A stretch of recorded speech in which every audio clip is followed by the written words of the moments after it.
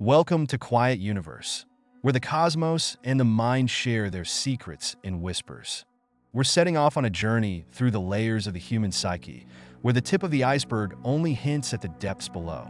From the familiar shores of consciousness to the shadowy recesses of the unconscious, we'll navigate dreams, memories, and the intricate web of thoughts that shape our reality. So, find your calm, and let's explore the quiet yet profound universe within. Let's start with what's right at the surface, the stuff we deal with every day, but maybe don't think too much about. We've got consciousness, the part of us that's awake and aware, and then there's the subconscious, quietly influencing our thoughts and actions without us even realizing it. Memory and recollection are up here too, helping us remember the good times and sometimes the not so good. We can't forget about mental health and the challenges that come with it, or how therapies like CBT can make a real difference. Emotions? They play a huge role in the choices we make, sometimes more than we'd like to admit. And then there's motivation and emotional intelligence, those driving forces behind why we do what we do and how we connect with others. All of this is just the beginning, what you see on the surface. There's so much more beneath. Consciousness is the part of us we interact with every day, the voice we hear in our minds when we think, the awareness we have of the world around us. It feels like it's everything, but in reality, it's just the tip of the iceberg. Imagine standing on the surface of a vast ocean, gazing at a glacier that extends deep into the unseen depths. The conscious mind is that visible, glimmering ice, a small part of something much larger. Beneath this surface lies the subconscious, a realm that operates just below our awareness. It influences us in ways we often don't realize, like how the current of the ocean shapes the iceberg without us seeing it. Sometimes you catch a glimpse of it when a memory surfaces out of nowhere, or when you suddenly understand something without knowing how you got there. It's like feeling a gentle tug from below the waterline, reminding you there's more beneath the surface than you can perceive. What's truly mind-boggling is how much of who we are exists in this deeper space, submerged yet accessible if we dare to explore it. Our habits, fears, desires, and the way we respond to the world are all shaped here in the part of us that's hidden. This subconscious layer can act on its own, guiding our actions like an unseen force, making decisions before we're even aware of them. It's a place where dreams are born, where symbols speak louder than words, and where time doesn't flow in a straight line. If you delve even deeper, you encounter parts of the mind that are so far below the surface they seem almost inaccessible. These are the shadowy regions where our deepest traumas, long-forgotten memories, and the raw forces that drive us reside. It's here that the most enigmatic aspects of our psyche are locked away, influencing our lives without us ever knowing. These deep layers are not easily reached. They're guarded by the mind itself, which shields us from confronting what lies within. But if you could go there, you might uncover the most profound truths about yourself. Truths that are simultaneously terrifying and liberating. There's also a layer that's so abstract, so theoretical, it's almost beyond understanding. It's the space where the boundaries of the mind blur with the universe, where consciousness might not just be a part of us, but connected to something much larger. Here, the mind is not just a personal experience, but potentially a part of a collective, universal consciousness. It's the realm of thought experiments, philosophy, and the deepest mysteries of existence. And yet, for most of us, these deeper layers remain hidden, a part of the iceberg we know is there but rarely explore. Our conscious mind skates across the surface, unaware of the forces that move beneath. It's as if we're living in a house with many rooms, but we spend all our time in just one, occasionally peering into the others without fully stepping inside. Memory is like a collection of scattered photographs, each one capturing a moment in time that was once vivid and alive. At the tip of the iceberg, these memories are the ones we can easily call to mind. The faces of loved ones, the details of yesterday's events, the familiar path we walk every day. They float at the surface, ready to be picked up whenever we need them, as if they were stored in a well-organized album. But just as an iceberg only reveals a small part of its massive structure, memory too has depths that stretch far below the surface. Recollection is more than just accessing a stored image. It's a process of reconstruction. When you remember something, you're not just pulling a file from a cabinet. You're rebuilding that moment from fragments, stitching together bits and pieces to form a coherent whole. This is where the mystery begins. How does the mind know which pieces to bring together? How does it fill in the gaps when parts are missing? The mind is like an artist, using imagination to fill in the blanks, sometimes altering the memory in subtle ways without you even realizing it. What's truly astonishing is how much of memory lies just below the surface, in a place where it's not easily seen, but can be triggered at any moment. A simple scent, a song, or a random word can pull something from this shallow layer into the light, surprising you with the sudden clarity of a memory you thought you had forgotten. This layer is like a vast library, where books are shelved out of sight, but can be accessed if you know where to look or if a specific trigger brings them to you. But then there's a deeper layer, where memories are submerged yet accessible if you have the right key. These are the memories you don't think about often, the ones buried under the daily clutter of new experiences. They can surface in dreams, or when you're lost in thought, revealing forgotten moments with an intensity that feels almost like time travel. It's as if these memories are stored in the depths of the mind, waiting for the right moment to rise, each one carrying the weight of years and emotions long since passed. At an even greater depth, memories can be so deeply submerged that they become nearly inaccessible, hidden in the dark waters of the subconscious. These are the memories that shape who we are without us even knowing it. Early childhood experiences, moments of trauma, or deeply held beliefs. They influence our behavior, our fears, our desires, like the unseen currents of the ocean, steering the iceberg from beneath. You may not remember them consciously, but they're there, guiding you in ways you can't see. There's also a layer of memory that exists at the edge of the theoretical, where the mind touches on concepts of collective memory or genetic memory. This is where things get even more mysterious, where the lines blur between personal recollection and something larger, something shared. It's the idea that memories can be passed down through generations, or that we might tap into a collective unconscious where the memories of all humanity are stored. It's a concept that's hard to grasp fully, existing more as a whisper in the dark than something you can hold in your hand. And so, memory, with all its layers, is far more than what we see at the surface. It's a vast, complex structure, most of which lies hidden beneath the waters of consciousness, influencing us in ways we don't always understand. The memories we can easily recall are just the beginning. Beneath them lies an entire world of recollection, waiting to be explored. Mental health is something we all navigate daily, like walking on the surface of an enormous iceberg. On this visible, familiar level, it's about feeling good or bad, managing stress, handling relationships, and maintaining a sense of balance. We talk about it in terms of mood swings, anxiety, or just having a bad day, things we can see and feel clearly. This surface level is where most people engage with their mental health, addressing the obvious symptoms and seeking ways to stay afloat. But just below the surface lies a more intricate world, where the complexities of mental health start to reveal themselves. This layer is like the currents just beneath the water, subtly shifting the iceberg in ways you might not always notice. Here, mental health is influenced by underlying factors such as chronic stress, unresolved emotions, or patterns of negative thinking that quietly steer your thoughts and feelings. It's where early signs of mental disorders might begin to show: persistent anxiety, a low mood that won't lift, or a sense of being overwhelmed. These issues aren't always visible on the surface, but they can make life feel like you're constantly swimming against a current you can't see. Deeper still, in the submerged but accessible layers, lie the roots of mental disorders.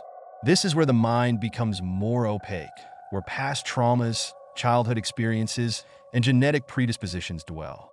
These factors aren't always apparent, but they exert a powerful influence, like unseen forces shaping the iceberg from below. For some, this might manifest as depression that seems to have no clear cause, or anxiety that persists despite a calm exterior. It's in this deeper layer that therapy often delves, uncovering and addressing the hidden issues that fuel more visible symptoms. These are the parts of ourselves we may not fully understand, but which drive our behavior and emotions in profound ways. Even further down in the deep submersion are the more severe mental health disorders like schizophrenia, bipolar disorder, or severe depression. This layer is murkier, more difficult to access and understand, both for those who experience these conditions and for those around them. These disorders can feel like being caught in a powerful undercurrent, pulling a person down into depths where reality itself becomes distorted.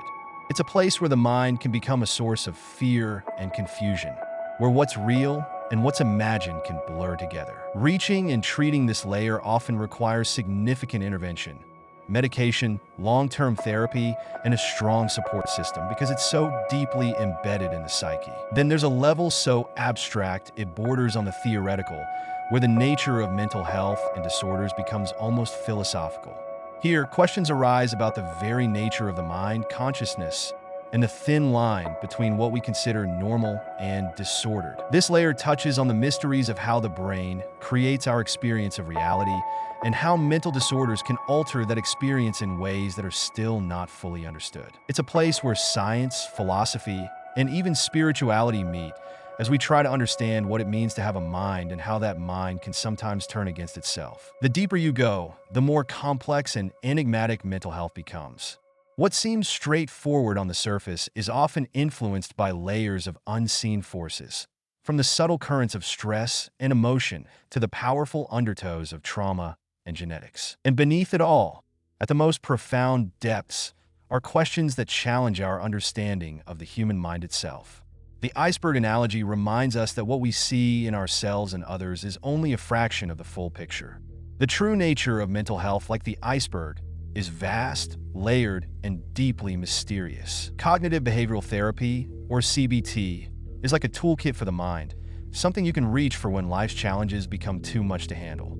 On the surface, it's about identifying and changing negative thought patterns, those loops of worry, self-doubt, or pessimism that keep playing in your mind. At this level, CBT helps you break these cycles by teaching you to recognize when your thoughts are spiraling and how to redirect them.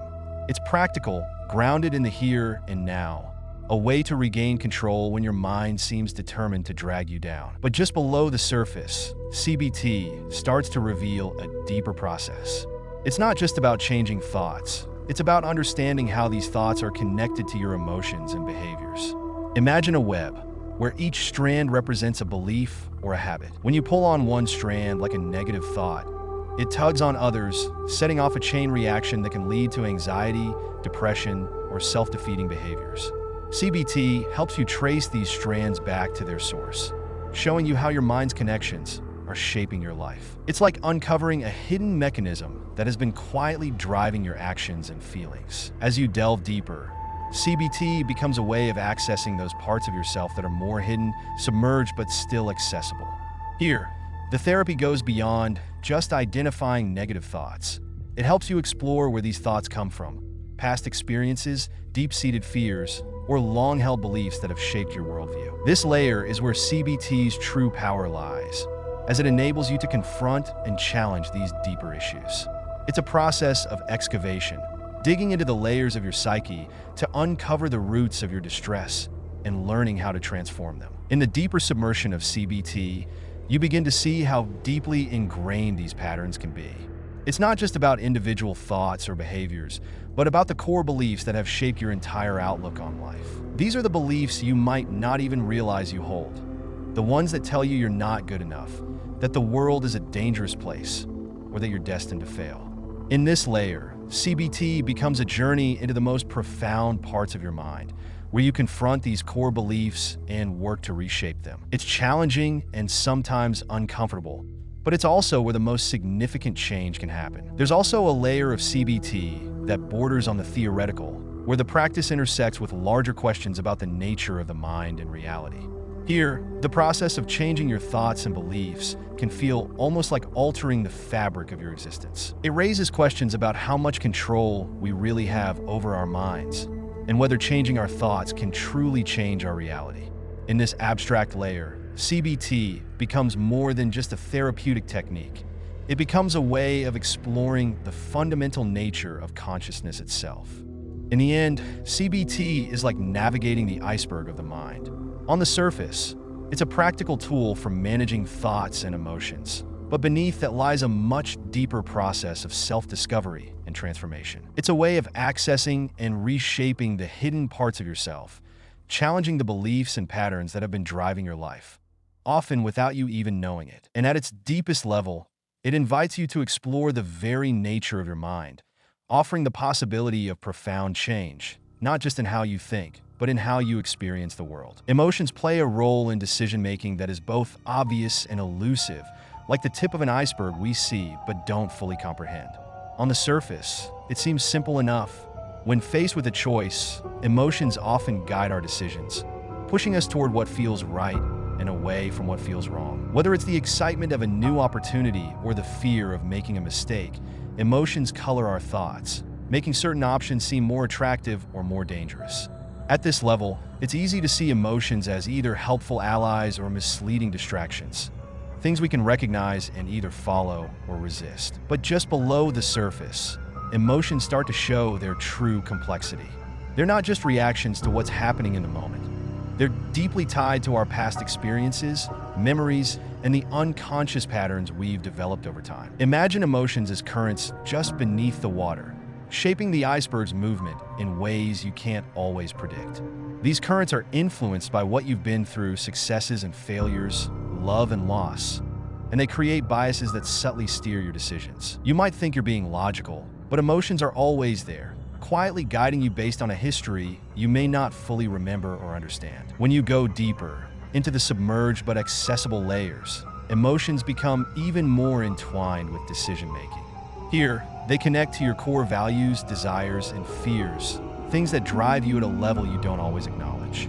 It's where emotions and rational thought merge, influencing each other in a complex dance. You might tell yourself you're making a decision based on facts, but these facts are filtered through your emotions, which prioritize them in ways that align with your deeper needs and wants. This layer reveals how much of your decision-making process is about balancing what you feel with what you think, a balance that is often more fragile than it seems. As you delve into the deeper submersion, emotions become almost inseparable from the decisions you make. This is where they shape not just individual choices, but your entire approach to life. These deeper emotions, often rooted in long-standing beliefs and fears, can dictate how you perceive opportunities, risks, and relationships. They influence whether you're inclined to take chances or play it safe, to trust others or hold back. These are the emotions that have been with you for so long they feel like a part of you, guiding your decisions in ways you might not even recognize. It's as if the iceberg has a current deep within it, steering its course through waters that are dark and difficult to navigate. Then there's the most abstract layer, where emotions and decision-making touch on the very nature of consciousness. Here, the question arises, are emotions merely responses, or are they fundamental to how we experience and interact with the world? At this level, decision-making is not just about choosing between options. It's about defining who you are and what your life means. Emotions at this depth are tied to your sense of identity, purpose, and the way you perceive reality itself. It's a space where emotions don't just influence decisions. They are the decisions, shaping the course of your life in profound and sometimes mysterious ways. So while it's easy to see emotions as something that sits at the surface of our decisions, guiding or misleading us, they are, in truth, deeply woven into the fabric of how we choose and live.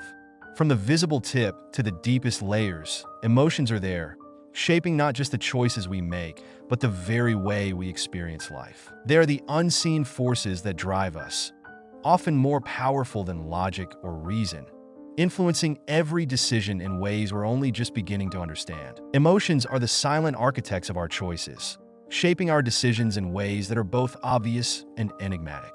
At the tip of the iceberg, emotions seem straightforward: joy, fear, anger, or sadness that arise in response to life's events. These feelings can drive us toward what we desire or away from what we dread, acting as clear signals that influence our actions. When deciding whether to take a job offer, ask someone out, or speak up in a meeting, the emotions we feel in the moment often play a decisive role. It seems simple: follow the emotion, and you find your direction. Yet, just beneath this surface, emotions begin to reveal their complexity. They aren't just fleeting reactions. They are shaped by our past, weaving together memories, experiences, and subconscious patterns. It's as though each emotion carries with it the weight of countless similar moments from our history, subtly steering our choices. The excitement you feel about a new opportunity might be tinged with a memory of a past success or failure, coloring your decision with a depth you don't immediately recognize. Here, emotions act as hidden guides, influencing not just what we choose, but how we perceive the choices before us. Deeper still, emotions and decisions become entwined in ways that are not always visible, but are profoundly impactful. This is the realm where emotions intersect with our values and beliefs, where they reflect what truly matters to us. It's not just about feeling good or bad in the moment, but about what those feelings reveal about our deeper desires and fears. When faced with a difficult choice, like whether to stay in a relationship or pursue a dream, emotions can become a mirror, showing us the underlying values that drive us. It's in this layer that emotions can either clarify our path or confuse it, as they battle against conflicting desires and fears that have built up over a lifetime. As you venture into the deep submersion, emotions start to shape our very identity. The decisions made here are not about individual choices, but about how we see ourselves and our place in the world. These emotions are tied to long-held beliefs about who we are and what we deserve, influencing whether we take risks, assert ourselves, or retreat into safety. The decision to change careers, into friendship, or move to a new city is influenced by these deep emotional currents, which may be so ingrained that they feel like an inseparable part of who we are. At this level, emotions are not just influencing decisions, they are defining the very nature of our lives. In the most abstract layer, emotions and decision-making touch on the philosophical. This is where we begin to question the nature of free will and choice itself. Are we truly making decisions, or are our emotions, shaped by genetics, upbringing, and culture, simply dictating our path? Here, emotions become something almost existential, influencing not just how we decide, but how we understand our own consciousness. It's the idea that our decisions are less about rational thought and more about the complex interplay of emotions that have been with us since birth, guiding us in ways we can scarcely comprehend. Emotions are not just passengers in the journey of decision-making. They are the engine, the map, and sometimes the destination. From the surface where they seem so simple, to the depths where they become indistinguishable from our very sense of self, emotions drive every choice we make. They are the currents that move us through life, often unseen but always present, shaping our path with a subtlety and power that is as mysterious as it is undeniable. Emotional intelligence is like navigating the surface of a vast ocean, where the visible waves of emotions meet the deeper currents of understanding and empathy. At the tip of the iceberg, emotional intelligence appears as the ability to recognize and manage your own emotions. It's the skill of knowing when you're angry, sad, or excited, and using that awareness to guide your actions. This surface level of emotional intelligence is about self-control, the ability to keep your cool in a heated argument, or to motivate yourself when you're feeling down. It's straightforward in its utility, something that helps you get through the day without letting emotions take the wheel. But just below the surface, emotional intelligence starts to reveal its more intricate nature. It's not just about managing your own emotions, but about understanding the emotions of others. Here, emotional intelligence becomes the ability to read subtle cues, a slight change in tone, a fleeting expression, or the unspoken tension in a room. It's the skill of empathy, of feeling what someone else feels, and responding in a way that acknowledges their emotional state. This layer is where emotional intelligence becomes a bridge between people, allowing for deeper connections and more meaningful interactions. It's where you start to see emotions as a language that, when understood, can transform relationships. As you dive deeper into emotional intelligence, it becomes a tool for navigating the complexities of human behavior. In this submerged but accessible layer, emotional intelligence is about recognizing patterns, how certain emotions trigger specific responses, and how those responses can be managed or redirected. It's the awareness that your own emotional reactions are often influenced by deeper, sometimes unconscious factors, and the ability to trace those reactions back to their source. This level of emotional intelligence allows you to not only manage your emotions, but to understand and influence the emotions of others. It's about seeing the connections between thoughts, feelings, and actions, and using that understanding to navigate the often turbulent waters of human interaction. In the deep submersion, emotional intelligence becomes something almost intuitive, a natural part of how you interact with the world. Here, it's less about consciously analyzing emotions and more about an ingrained ability to respond to them in ways that are both effective and compassionate. This deep level of emotional intelligence is about wisdom, the kind that comes from years of experience in dealing with your own emotions and those of others. It's the ability to remain calm in the face of intense emotions, to see beyond the immediate situation and understand the larger emotional currents at play. At this depth, emotional intelligence is a kind of emotional mastery, where emotions are neither suppressed nor allowed to dominate, but are integrated into a balanced approach to life. In the most abstract layer, emotional intelligence touches on the very nature of consciousness and self-awareness. It raises questions about the relationship between emotion and thought, and whether true intelligence, emotional or otherwise, can exist without a deep understanding of the self and others. This layer invites contemplation on how emotions shape our reality, and whether emotional intelligence is, in some sense, a higher form of understanding, one that transcends mere rationality. It's where emotional intelligence becomes not just a skill, but a way of being, a fundamental aspect of what it means to be human. Emotional intelligence, then, is much more than the ability to manage feelings. It's a journey from the surface, where emotions are simply recognized, to the depths where they are understood, integrated, and ultimately mastered. It's the difference between reacting to emotions and using them as a guide through life's complexities.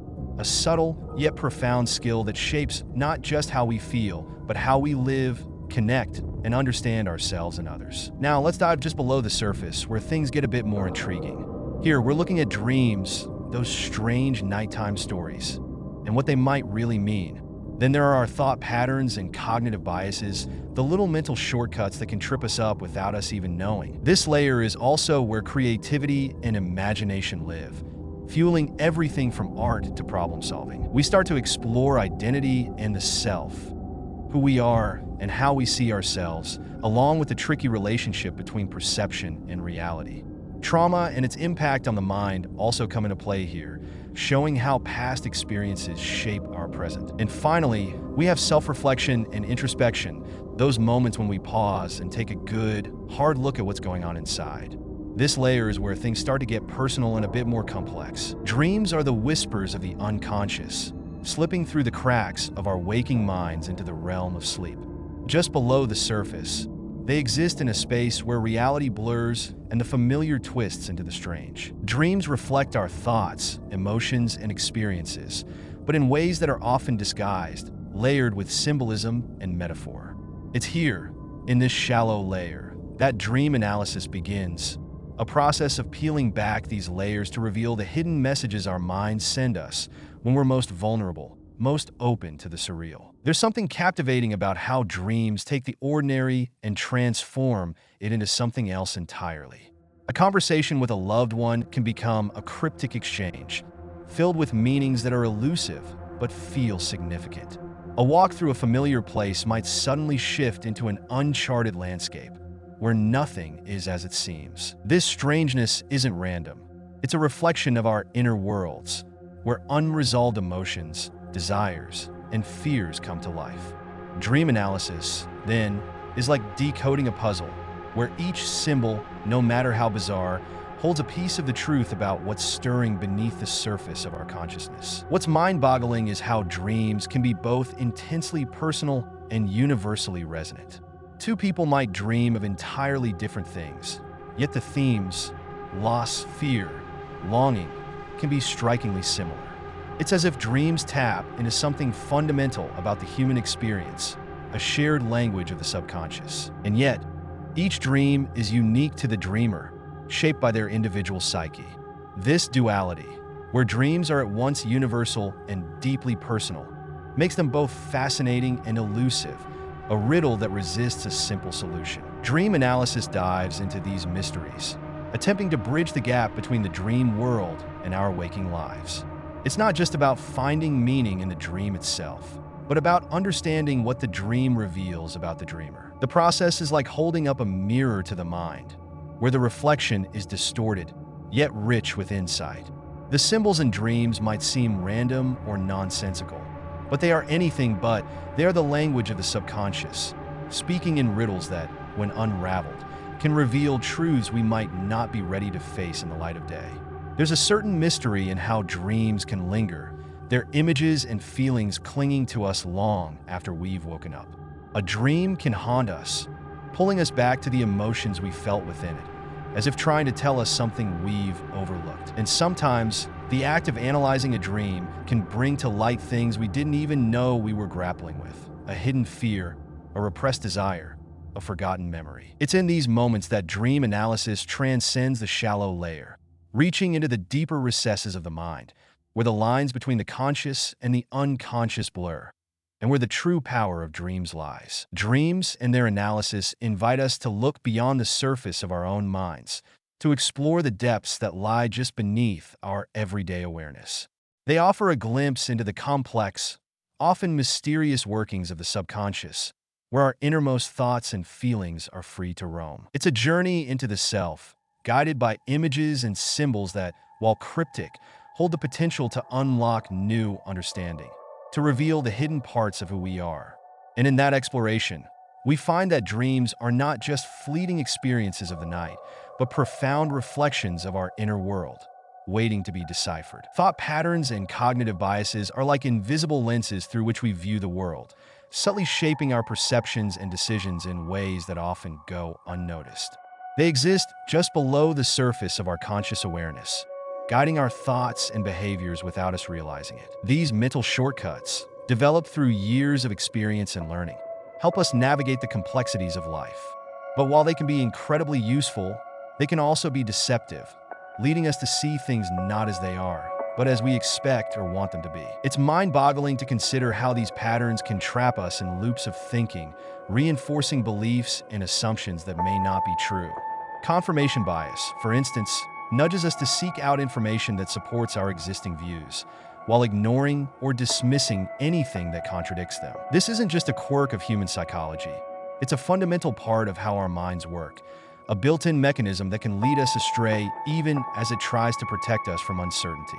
It's as if our thoughts are constantly being filtered through these biases, distorting reality to fit the narrative we've unconsciously constructed. What's fascinating and unsettling is how these cognitive biases operate without our conscious permission, influencing everything from the decisions we make to the way we perceive other people. The anchoring effect can cause us to cling to the first piece of information we encounter, even if it's irrelevant, while the availability heuristic makes us overestimate the importance of events that are most easily recalled, like a recent tragedy or a vivid success. These biases act as silent manipulators, steering our thoughts in certain directions, often without us even noticing. And yet, these thought patterns are not set in stone. They are malleable, shaped by our experiences, environment, and even our mood. This fluidity is both a blessing and a curse. It means that while we can become trapped in negative or biased thinking, we also have the power to reshape these patterns, to become more aware of our biases and work to counteract them.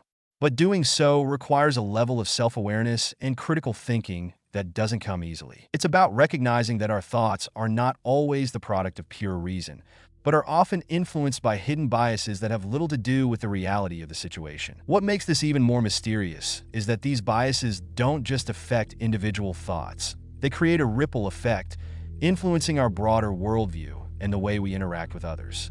A single cognitive bias can color our entire approach to life, leading us to make decisions based on flawed assumptions or incomplete information. It's as though our minds are constantly playing tricks on us, weaving a tapestry of thoughts that feel solid and reliable, but are in fact riddled with subtle distortions. Thought patterns and cognitive biases lie just below the surface, where they shape our perceptions and decisions in ways that are both fascinating and perplexing. They are the unseen forces that guide us, often leading us down paths we don't even realize we're on. And while they can be difficult to detect, understanding them is the first step toward gaining greater control over our own minds. By bringing these biases into the light, we can start to unravel the complex web of thought patterns that define our reality and perhaps glimpse a clearer, more accurate view of the world around us. Creativity and imagination occupy a fascinating place just below the surface of our conscious minds.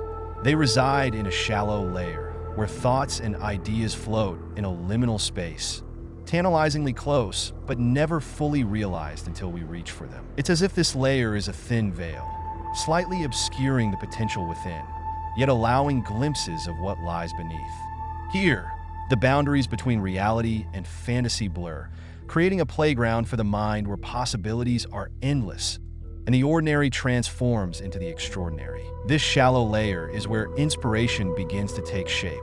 It's not as overt as the surface layer, where ideas are fully formed and presented to the world, nor as deeply hidden as the layers that require intense introspection to uncover. Instead, it's the space where creativity feels almost natural, like an instinct that just needs a nudge to emerge.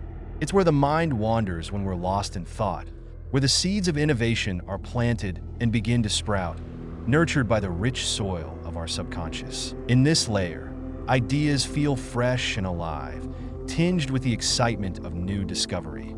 Yet there's an underlying mystery, a sense that something more profound is waiting to be revealed. What's truly mind-boggling about this layer is how accessible it is, yet how easily it can be overlooked. It's always there, just beneath the surface, ready to be tapped into, but it requires a certain openness, a willingness to explore the unknown. The creativity here is like a whisper, soft and subtle, guiding us toward new paths of thought. It's the source of those moments of insight that seem to come out of nowhere, the sudden connections that light up our minds and change our perspective. In this space, imagination is fluid, shifting and evolving as we engage with it. It's where ideas play hide and seek, where a simple thought can spiral into something much greater. This layer is where the magic happens, where the impossible starts to feel possible. It's where we dance on the edge of reality, peeking into worlds that don't yet exist but could, if only we dared to bring them to life. Yet, this layer is also a paradox. It's close enough to touch, but it requires effort to grasp. It's where the most vibrant ideas can be found, but they're not handed to us on a silver platter. Instead, they require us to dig a little deeper, to engage with our thoughts and let our minds wander. It's a place of both simplicity and complexity, where the mundane can become extraordinary with just a little imagination. There's a certain mystery to this layer that keeps us coming back to it. It's familiar, yet always new, offering endless potential for exploration. It's the space where creativity and imagination thrive, not yet fully formed, but filled with the promise of something remarkable. It's where we find ourselves on the cusp of innovation, standing at the edge of something grand, feeling the pull of what lies just beyond our reach.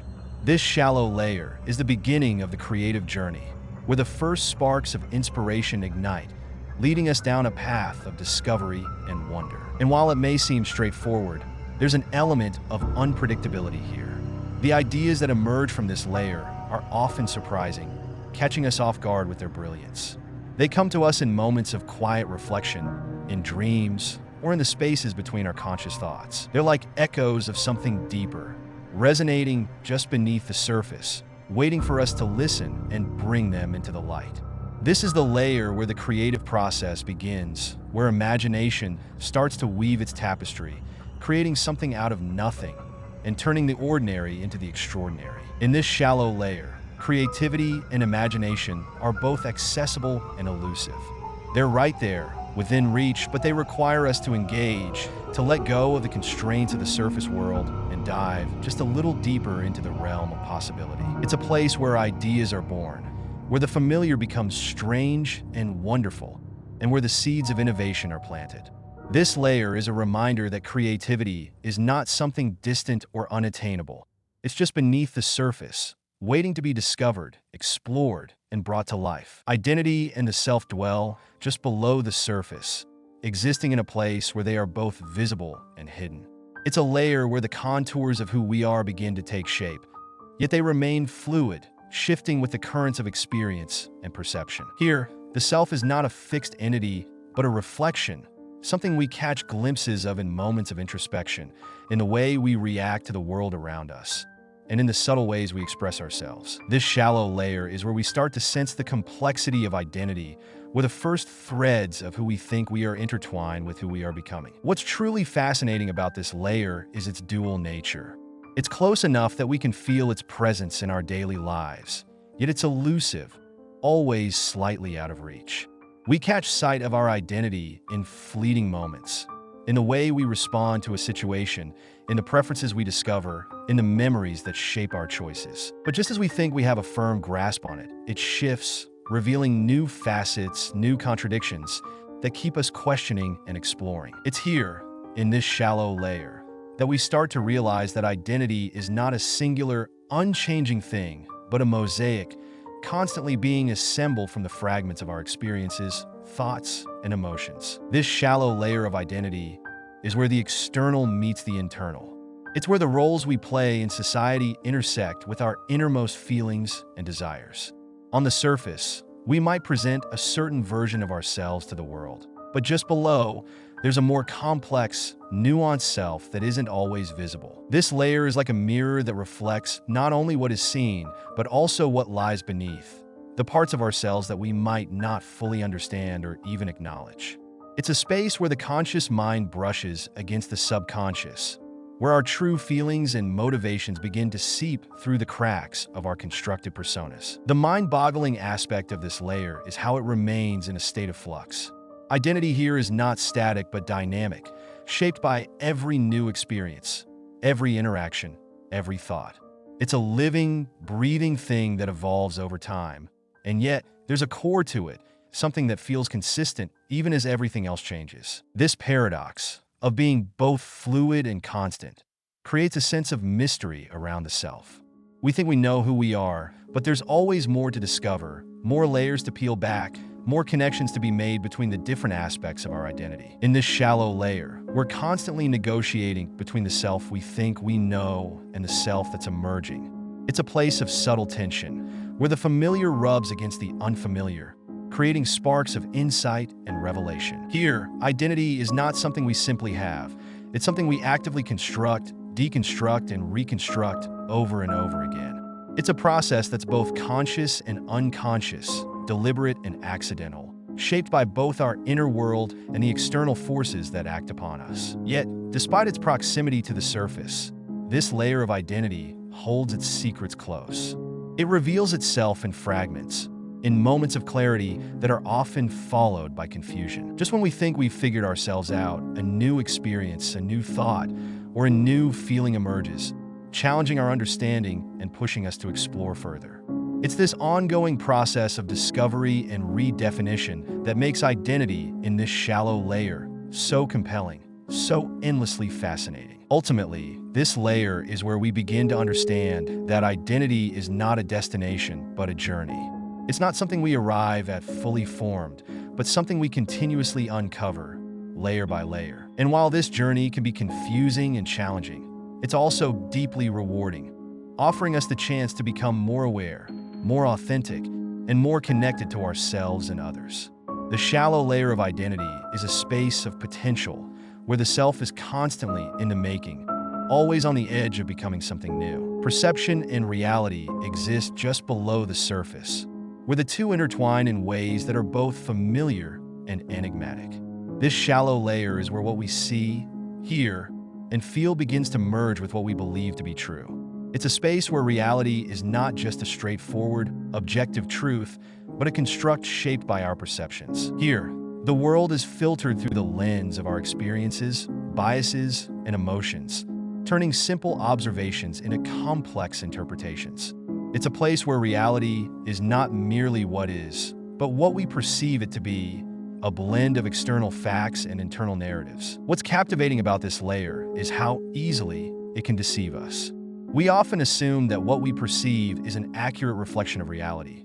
Yet just below the surface, perception is constantly at work, bending and reshaping the world to fit our expectations and beliefs. It's where our senses pick up fragments of the truth, but our minds fill in the gaps, creating a version of reality that feels coherent and complete, even if it's not entirely accurate. This shallow layer is where illusions take root, where the line between what is real and what is imagined begins to blur, leaving us to wonder how much of what we experience is true and how much is a product of our own minds. In this layer, perception acts as a filter, sifting through the overwhelming amount of information we encounter and selecting what is most relevant to us.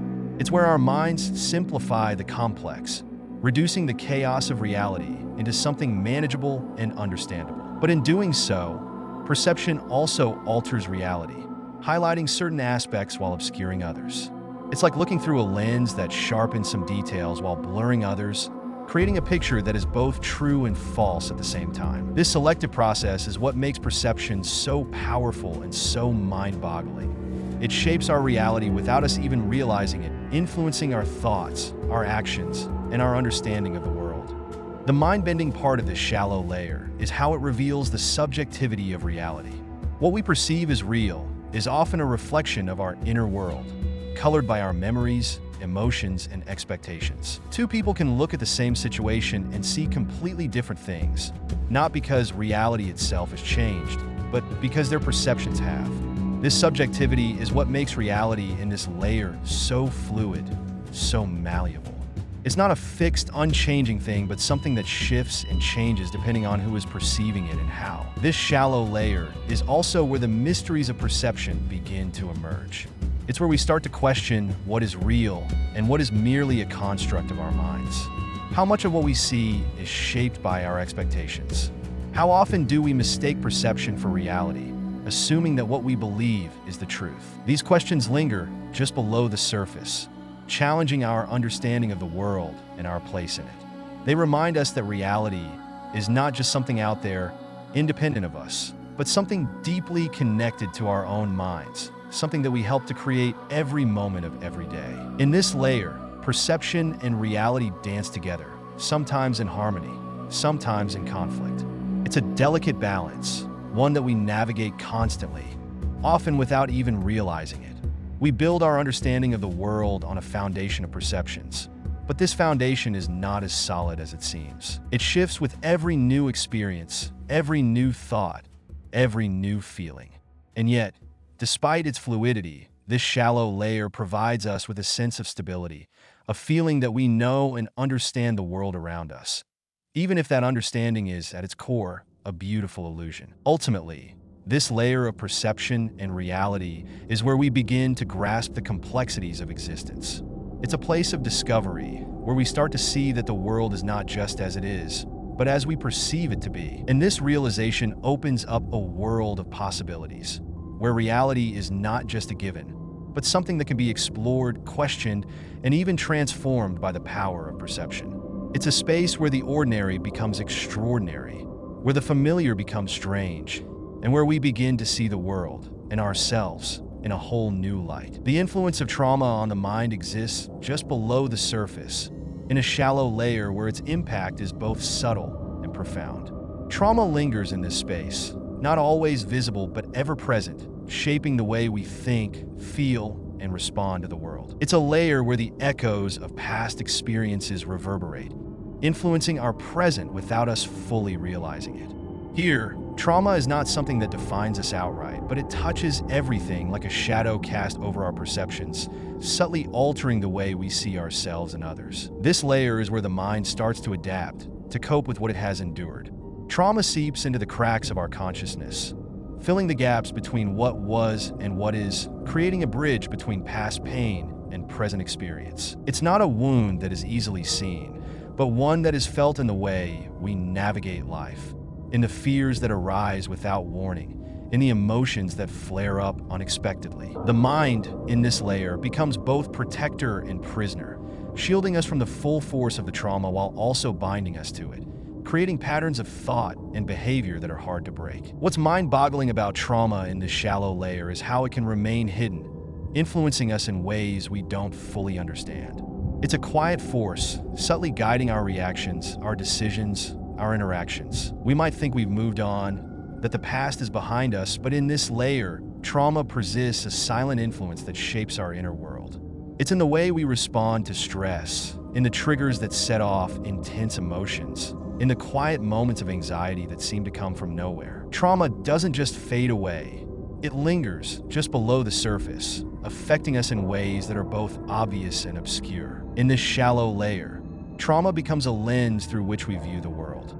It distorts reality, making us see danger where there is none, creating a sense of vulnerability that can be overwhelming. It's a layer where the mind tries to make sense of what happened, to reconcile the pain with the present. But the process is far from straightforward. The mind can become trapped in loops of fear and avoidance, replaying the past in an attempt to protect us from future harm. This can make the world feel like a threatening place, even when it isn't, as the mind struggles to distinguish between real threats and imagined ones. Yet even in this shallow layer, there is a paradox. Trauma, while painful, also reveals the mind's resilience, its capacity to adapt and survive. The ways in which the mind copes with trauma, through dissociation, hypervigilance, or emotional numbness, are also ways it tries to protect us, to keep us safe from further harm. But these protective mechanisms, while useful in the moment, can become barriers to healing, keeping us locked in patterns that no longer serve us. It's in this layer that the struggle between safety and growth plays out, where the mind tries to balance the need to avoid pain with the desire to move forward. The mysterious part of trauma in this layer is how it can be both deeply personal and universally human. Everyone experiences trauma differently, yet the ways it affects the mind are strikingly similar. It's as if trauma taps into something fundamental about the human experience, revealing both our vulnerabilities and our strengths. This shallow layer is where the scars of the past are most visible, yet it's also where the seeds of recovery are planted. It's a place of both darkness and light, where the mind wrestles with the shadows of the past while reaching for the possibility of a brighter future. In the end, this layer of trauma's influence on the mind is a reminder of the delicate balance between past and present, between pain and healing. It's a space where the mind's resilience is both a blessing and a curse, offering protection but also holding us back. And while trauma may reside just below the surface, its effects can ripple through every aspect of our lives, shaping who we are and how we relate to the world. But within this shallow layer lies the potential for transformation, for understanding, and for finding a way forward, even when the path is unclear. The influence of trauma on the mind exists just below the surface, in a shallow layer where its impact is both subtle and profound. Trauma lingers in this space, not always visible but ever present, shaping the way we think, feel, and respond to the world. It's a layer where the echoes of past experiences reverberate, influencing our present without us fully realizing it. Here, trauma is not something that defines us outright, but it touches everything like a shadow cast over our perceptions, subtly altering the way we see ourselves and others. This layer is where the mind starts to adapt, to cope with what it has endured. Trauma seeps into the cracks of our consciousness, filling the gaps between what was and what is, creating a bridge between past pain and present experience. It's not a wound that is easily seen, but one that is felt in the way we navigate life, in the fears that arise without warning, in the emotions that flare up unexpectedly. The mind, in this layer, becomes both protector and prisoner, shielding us from the full force of the trauma while also binding us to it, creating patterns of thought and behavior that are hard to break. What's mind-boggling about trauma in this shallow layer is how it can remain hidden, influencing us in ways we don't fully understand. It's a quiet force, subtly guiding our reactions, our decisions, our interactions. We might think we've moved on, that the past is behind us, but in this layer, trauma persists a silent influence that shapes our inner world.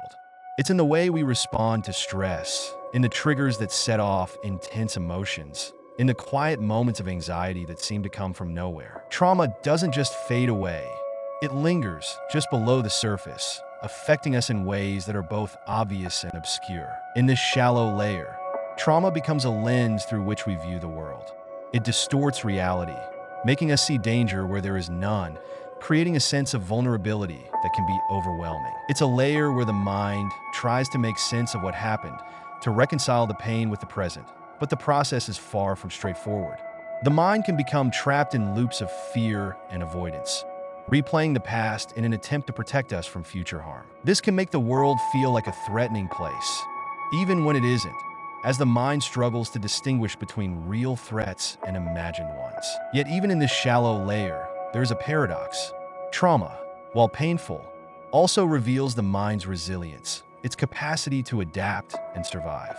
The ways in which the mind copes with trauma, through dissociation, hypervigilance, or emotional numbness, are also ways it tries to protect us, to keep us safe from further harm. But these protective mechanisms, while useful in the moment, can become barriers to healing, keeping us locked in patterns that no longer serve us.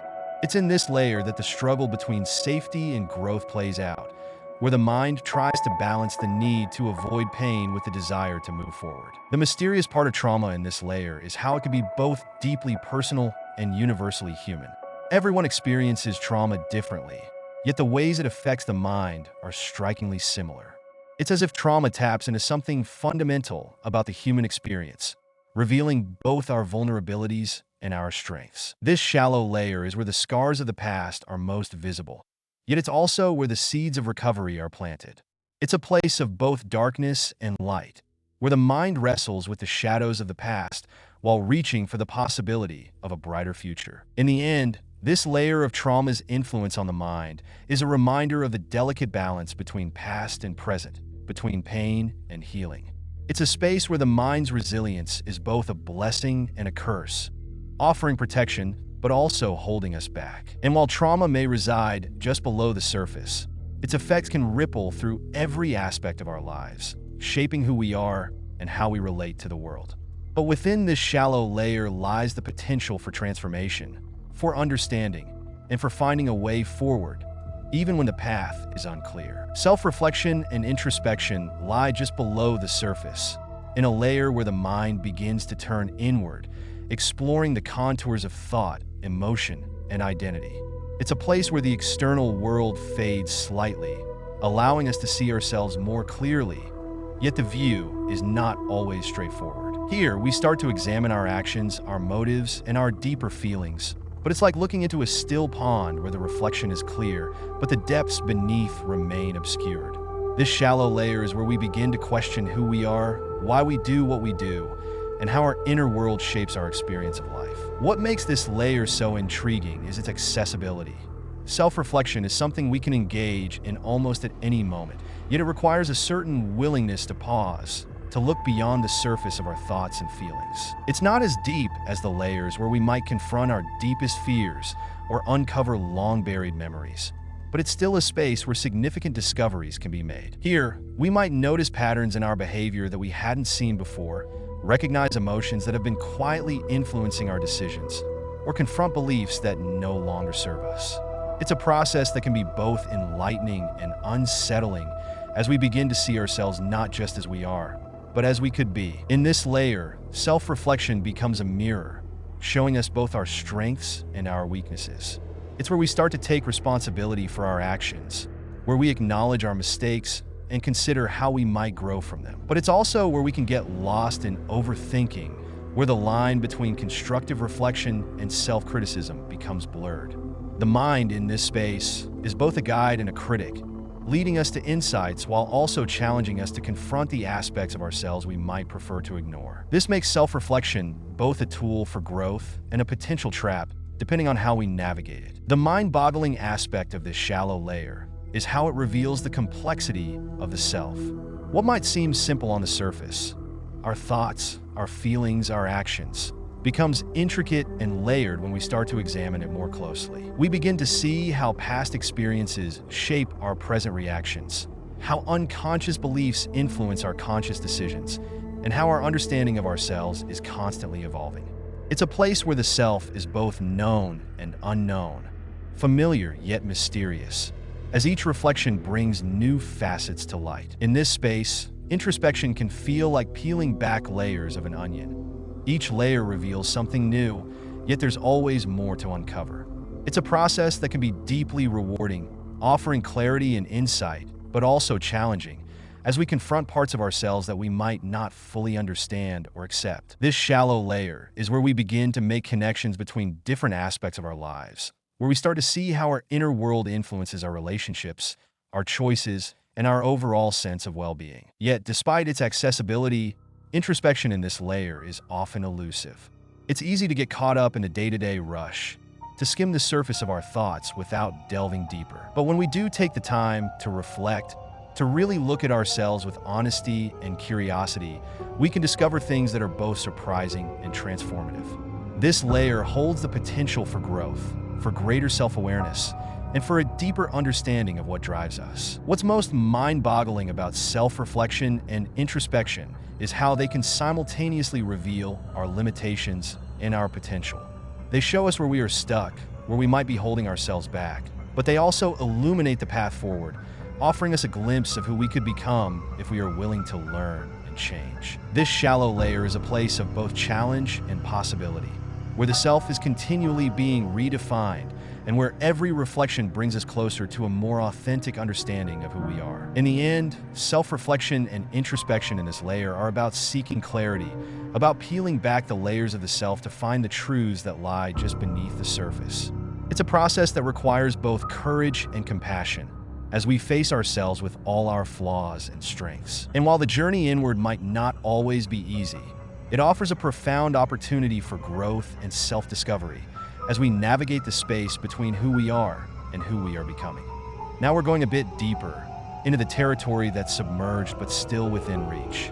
Here, we encounter cognitive dissonance, that uncomfortable clash when our beliefs don't match our actions. We also explore mindfulness and meditation, practices that help us find calm amidst the chaos. Then there's the neuroscience of thought, which dives into how our brains actually work when we're thinking, feeling, and dreaming. Speaking of dreams, lucid dreaming is a fascinating part of this layer, where you could be aware you're dreaming and even control the narrative. We also meet the shadow self, a concept from Jungian psychology that reveals the parts of us we'd rather not face. The mind-body connection comes into focus here, reminding us that our mental and physical health are deeply intertwined. And of course, fear and anxiety, their origins and how they manifest, are key players in this layer. Finally, we look at how memory plays a crucial role in shaping our identity, influencing who we are today based on what we've experienced. This is where things start to connect on a deeper level, linking mind, body, and experience. Cognitive dissonance resides in a layer that's submerged but accessible, where the mind encounters the unsettling clash between conflicting beliefs, values, or perceptions. It's not something that's always immediately apparent.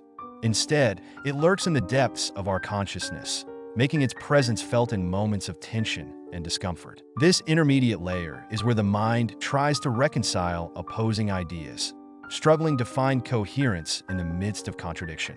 Here, cognitive dissonance is like a silent undertow, pulling us in different directions as we try to maintain a sense of internal consistency. What's truly mind-boggling about cognitive dissonance is how it operates beneath the surface, influencing our thoughts and behaviors without us always being fully aware of it. It's a psychological tension that arises when we hold two or more conflicting beliefs, or when our actions don't align with our values. This dissonance creates a kind of mental unease, a disturbance that compels us to resolve the conflict in some way. Yet, the solutions we reach are often not straightforward. The mind might choose to ignore the contradiction, rationalize it away, or even change one of the conflicting beliefs to reduce the discomfort. This layer of the mind is where we witness the complexity of human reasoning, where our need for consistency battles with the reality of our often contradictory nature. In this layer, cognitive dissonance can manifest in subtle ways. Small justifications we make to ourselves, minor shifts in perspective that help us avoid the discomfort of conflicting thoughts. But it can also lead to significant changes, as the mind seeks to align its internal world with the external reality. This process is both fascinating and perplexing because it reveals how deeply we are driven by the need to see ourselves as rational and consistent, even when the evidence suggests otherwise. The mind, in this intermediate space, becomes a battleground where logic and emotion, belief and behavior, clash in a struggle for coherence. The mysterious aspect of cognitive dissonance in this layer is how it can influence our lives without us fully realizing it. We might experience it as a vague sense of unease, a feeling that something isn't quite right, without being able to pinpoint exactly why. It's in this space that the mind engages in mental gymnastics, twisting and turning in an effort to create harmony where there is discord. The mind's ability to adapt, to shift its perspective in order to maintain a sense of balance, is both remarkable and unsettling. It's as if we are constantly negotiating with ourselves, making compromises between what we believe and what we do, all in the service of maintaining a stable self-image. Yet, cognitive dissonance is not just a source of discomfort. It can also be a catalyst for change. In this intermediate layer, where the contradictions within us are most keenly felt, there lies the potential for growth and transformation. The tension created by dissonance can push us to reevaluate our beliefs, to reconsider our actions, and to make changes that bring greater alignment between the two. It's in this space that we confront the inconsistencies in our lives, where we are forced to look at the gap between who we are and who we want to be. This confrontation, while challenging, can lead to deeper self-awareness and a more authentic way of being. But the process is not always straightforward. The mind, in this layer, can resist change, clinging to familiar beliefs even in the face of contradictory evidence.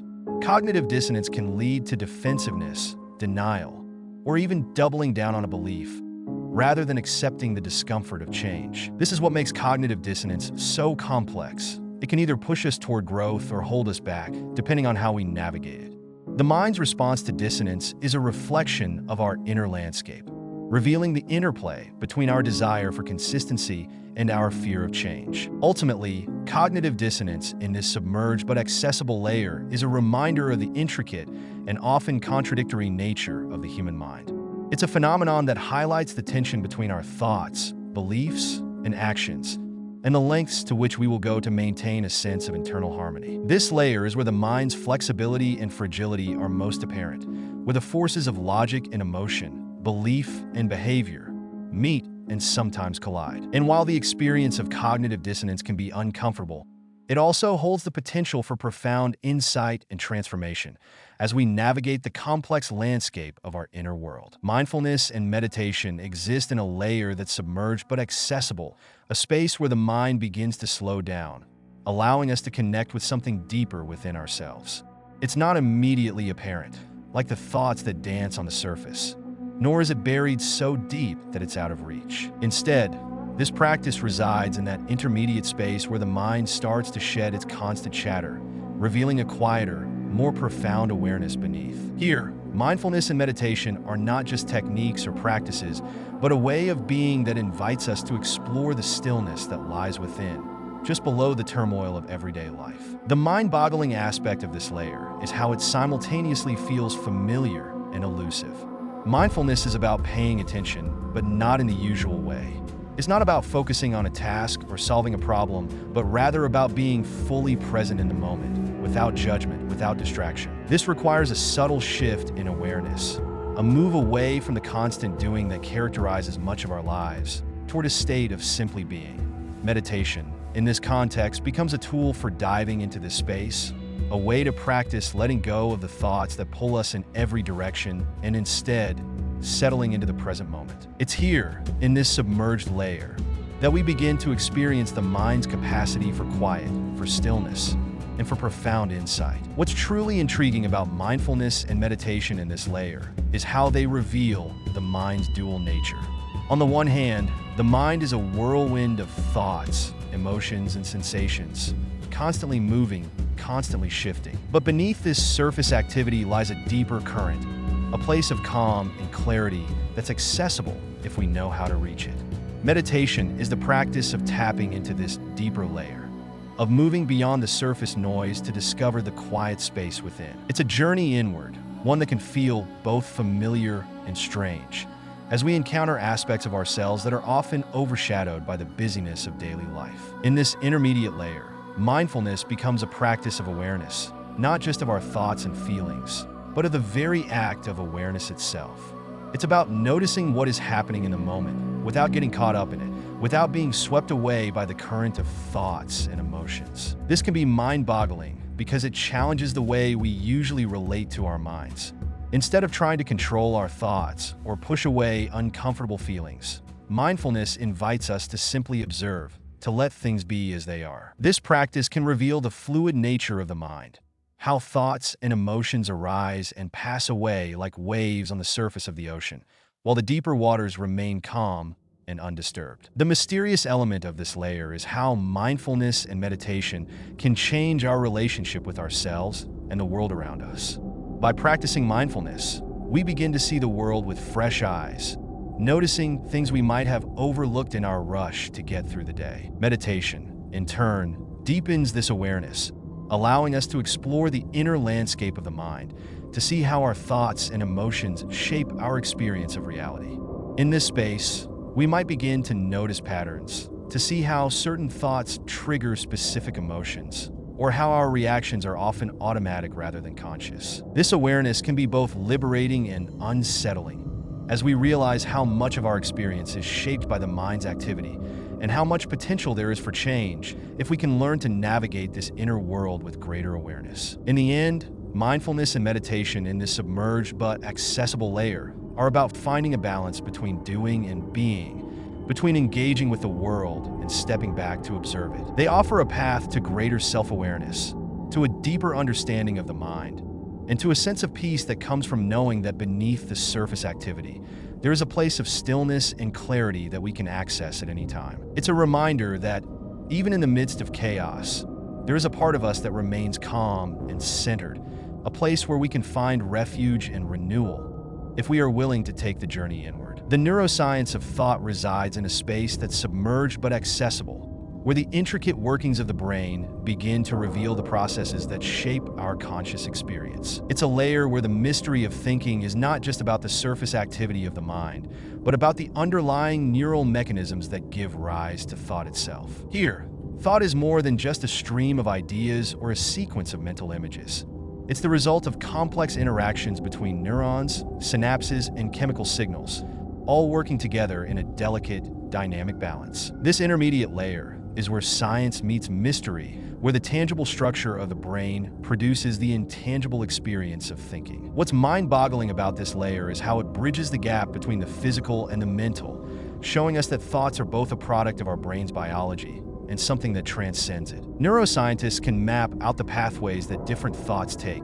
They can observe the firing of neurons as we make decisions, form memories, or solve problems. Yet, even with all this knowledge, the subjective experience of thought, the way a memory feels, the flash of insight, the subtle shift in perspective, remains elusive, something that cannot be fully captured by a brain scan or a neurological model. This layer of understanding invites us to see thought not just as a biological process, but as a deeply human experience, one that is shaped by our emotions, our history, and our consciousness. In this submerged but accessible layer, we begin to see how the brain's architecture supports the complexity of thought. Different regions of the brain specialize in different aspects of thinking. Some areas are involved in language, others in memory, and still others in planning and decision-making. But what's truly fascinating is how these regions don't work in isolation. Thought is the result of a highly interconnected network, where signals are constantly being sent back and forth, creating patterns of activity that correspond to different types of thinking. It's a process that's both incredibly fast and incredibly intricate, where a single thought can involve millions of neurons firing in a precise sequence, producing the experience of an idea forming in our minds. Yet, despite all this activity, the experience of thought often feels seamless and continuous. We don't usually notice the underlying neural processes. Instead, we experience thought as something fluid, something that flows effortlessly from one idea to the next. This is what makes the neuroscience of thought so intriguing. The fact that such a complex process can produce an experience that feels so natural and intuitive. The mind, in this space, becomes a kind of interface between the brain's biological machinery and the world of ideas, where the physical and the mental come together in a way that's both deeply familiar and profoundly mysterious. The human element in this layer is the recognition that our thoughts are not just mechanical outputs of the brain, but are influenced by everything we experience: our emotions, our relationships, our culture, our environment. The brain doesn't just process information in a vacuum. It's constantly interacting with the world around us, shaping and being shaped by our experiences. This makes the neuroscience of thought a deeply personal field, one that touches on the very core of what it means to be human. It's where we see the interplay between our biology and our identity, between the structure of our brain and the substance of our thoughts. The mind-boggling aspect of this layer is how it challenges our understanding of free will, creativity, and consciousness. If our thoughts are the result of neural activity, then where does our sense of agency come from?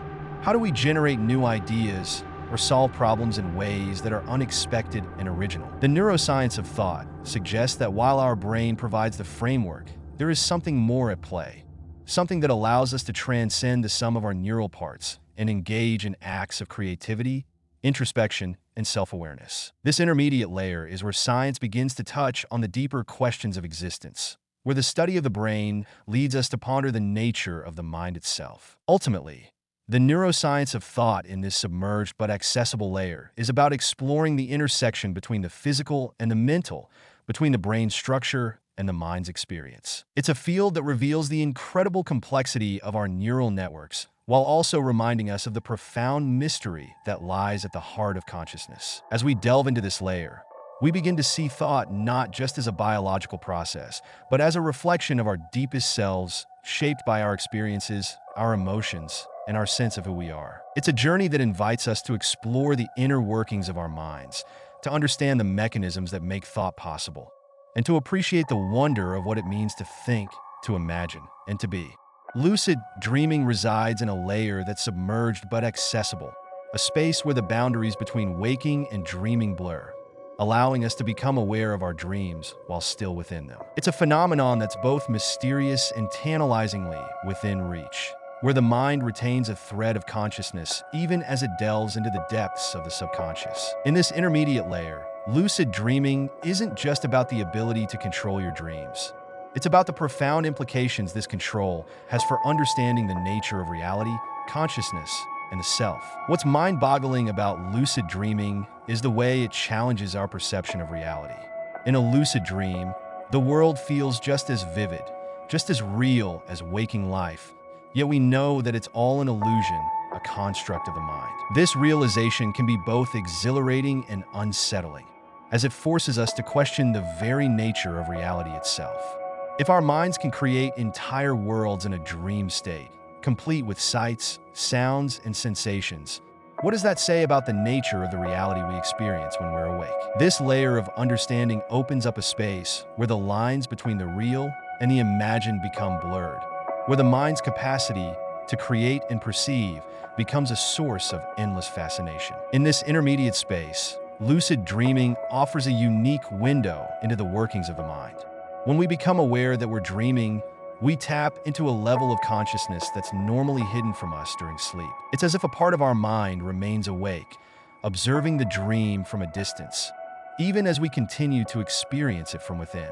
This dual perspective allows us to explore the dream world with a level of intention and awareness that's not usually possible in our waking lives. We can experiment with the rules of the dream, bending them to our will, or simply observe the unfolding of the dream as it happens. This ability to navigate the dream world with conscious awareness is what makes lucid dreaming so fascinating. It's like stepping into a different reality, one that's shaped by our thoughts and desires, yet feels as real as the world we wake up to each morning. The implications of lucid dreaming go beyond the dream itself. It raises questions about the nature of consciousness and the mind's ability to create alternate realities. If we can be aware of ourselves in a dream, can we also become more aware of the deeper layers of our consciousness in waking life? Lucid dreaming suggests that there is a part of our mind that's always aware, always observing, even when we're not consciously paying attention. This awareness can be cultivated, not just in dreams, but in our everyday lives, leading to greater self-awareness and a deeper understanding of the mind's potential. The human element in this layer is the way lucid dreaming connects us with our innermost thoughts, fears, and desires. In a lucid dream, we can confront our fears in a safe space, explore our deepest desires, or simply enjoy the freedom of a world where anything is possible. This can be both empowering and enlightening as we learn more about ourselves through the dreams we create. Lucid dreaming becomes a tool for self-exploration, a way to delve into the subconscious and bring to light aspects of ourselves that might otherwise remain hidden. It's a journey into the depths of the mind, one that can lead to profound insights and personal growth. But the mystery of lucid dreaming also lies in its unpredictability. Even with practice, we can't always control when we'll have a lucid dream or what will happen within it. The dream world has a life of its own, shaped by our subconscious mind in ways that we don't fully understand. This unpredictability adds to the allure of lucid dreaming, making each experience unique and full of potential. It's a reminder that no matter how much we learn about the mind, there are still aspects of it that remain mysterious, just out of reach, waiting to be explored. Ultimately, lucid dreaming in this submerged but accessible layer is about exploring the vast landscape of the mind, where consciousness and subconsciousness meet. It's a space where the ordinary rules of reality don't apply, where the mind's creative potential is fully unleashed, and where we can gain new insights into ourselves and the nature of reality. This journey into the dream world is both a reflection of our inner selves and a doorway to greater understanding, offering us a glimpse of the profound mysteries that lie within us all. In the vast ocean of the psyche, the shadow self resides in the submerged but accessible layer, neither fully hidden in the depths nor openly visible at the surface. This shadow is a part of us that we often deny, a collection of traits, impulses, and desires that we consciously or unconsciously repress. It's the mirror image of our public self, the darker twin we are reluctant to acknowledge. The shadow self is born from our earliest experiences, shaped by the expectations of society, culture, and our own moral compass. It gathers the pieces of our identity that we find unacceptable, the emotions we've been taught to hide, the instincts we've been told to control, and it stores them in a secret chamber within our psyche. The mind-boggling aspect of the shadow self lies in its paradoxical nature. Though we try to bury it, it influences our behavior, decisions, and relationships in ways we often don't realize. It's like an unseen force, pulling the strings from the shadows, pushing us toward actions we don't fully understand. The more we deny its existence, the stronger its hold becomes, manifesting in our lives through projection, where we see in others the very traits we refuse to see in ourselves. This phenomenon is bewildering because it means that the conflicts we face with others are often reflections of our own inner turmoil, a mirror held up to the parts of ourselves we refuse to confront. The shadow self isn't inherently evil. It's simply the aspects of ourselves that we've judged and found lacking. But in this judgment, we fail to see that the shadow also contains hidden strengths, talents, and potential. It's a repository of raw, untapped energy, creativity, and passion that we can access if we're brave enough to face it. Engaging with the shadow self can be transformative, allowing us to integrate these hidden parts into our conscious identity, bringing a sense of wholeness and authenticity. Yet, the journey to confront the shadow self is not without its perils.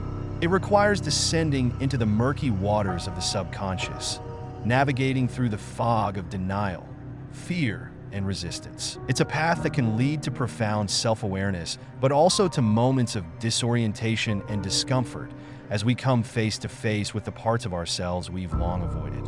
The shadow self challenges our self-image, forcing us to question who we truly are beyond the mask we present to the world. It's a reminder that within each of us lies a complexity that defies simple categorization, a labyrinth of light and dark, known and unknown. In this intermediate layer of the mind, the shadow self is submerged but always accessible. It lurks just beneath the surface, close enough to be felt, distant enough to be ignored. It's a mysterious presence, a silent companion on our journey through life, waiting for the moment when we're ready to dive deeper, to explore the hidden realms of our psyche, and to discover the truths that lie within the shadows. In the intricate dance of human existence, the mind-body connection lies at the submerged but accessible layer of our understanding, a realm where thoughts, emotions, and physical sensations intertwine in ways that both baffle and fascinate us. It's a place where the intangible and the tangible meet,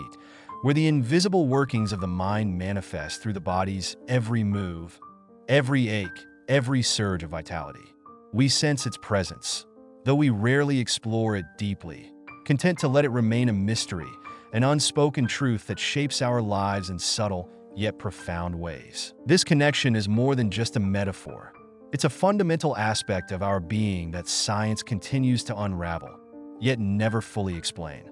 It's the phenomenon where stress can tighten muscles, where anxiety can twist the stomach, where joy can bring a lightness to the step, and where despair can weigh down the heart. The mind speaks through the body, not in words, but in a language of sensations and symptoms that we often struggle to interpret. The baffling part of this connection is how deeply it runs, how it weaves through every fiber of our being, influencing our health, our energy, our very experience of life. Consider how the mind can heal or harm the body, how belief and expectation can alter physical reality. The placebo effect, for instance, is a testament to the mind's power over the body, where a mere thought, an expectation of healing, can trigger real, measurable changes in the body's physiology. It's as if the mind has a secret dialogue with the body, one that we are not fully privy to, yet which dictates so much of our well-being. This conversation is ongoing, constant, a silent interplay of signals that can lift us to heights of health or plunge us into illness. What's particularly mind-boggling is how emotions, which seem so fleeting and ethereal, can have such a lasting impact on the physical body. Chronic stress, unresolved anger, unprocessed grief. They can leave their mark in ways that are both subtle and devastating. These emotions, when left to fester in the shadows of the mind, can manifest as chronic pain, fatigue, or illness, as if the body has no choice but to express what the mind refuses to acknowledge.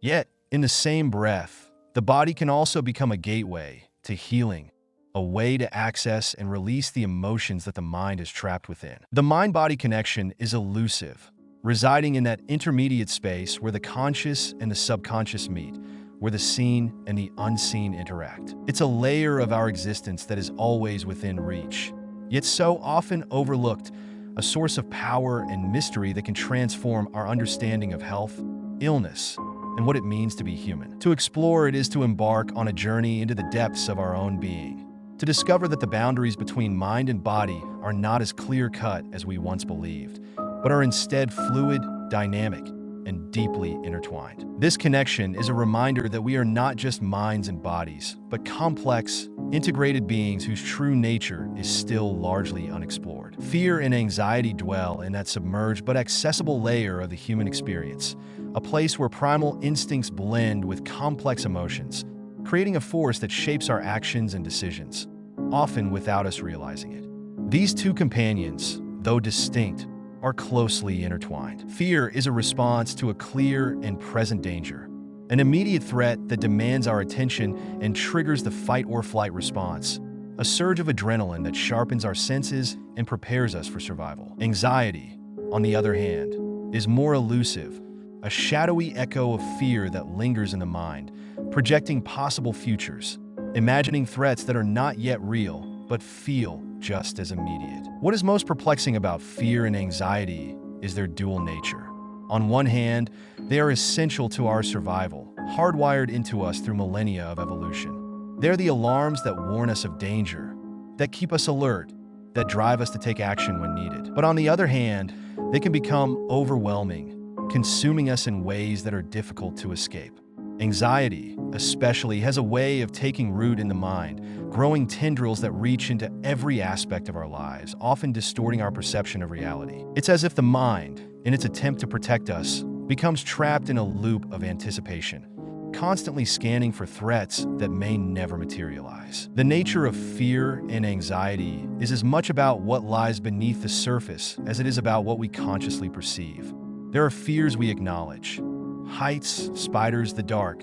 But then there are the deeper fears, the ones we rarely speak of, that exist in the murky depths of our subconscious. These are the fears of failure, of rejection, of the unknown, fears that are harder to pinpoint because they are tied not to the external world but to our inner selves.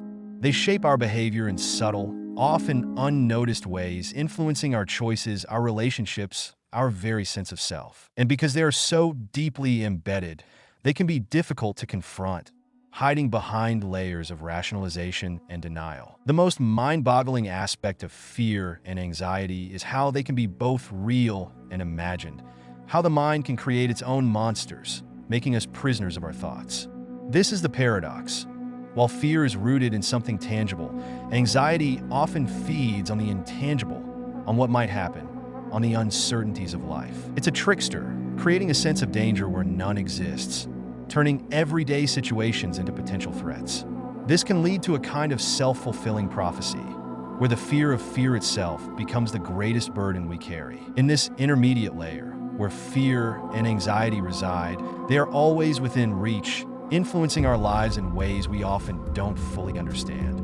They are reminders of our vulnerability, of the fragility of our sense of security, but they also hold the potential for growth and transformation. To understand them is to look deeper into ourselves, to explore the hidden recesses of the mind where these emotions take root, and to recognize that while they are a natural part of being human, they do not have to control us. The journey through fear and anxiety is one that leads not just to survival, but to a deeper understanding of who we are and what it means to face the unknown within and without. Memory lies at the submerged but accessible layer of our psyche, acting as a bridge between the past and the present, weaving together the fabric of our identity.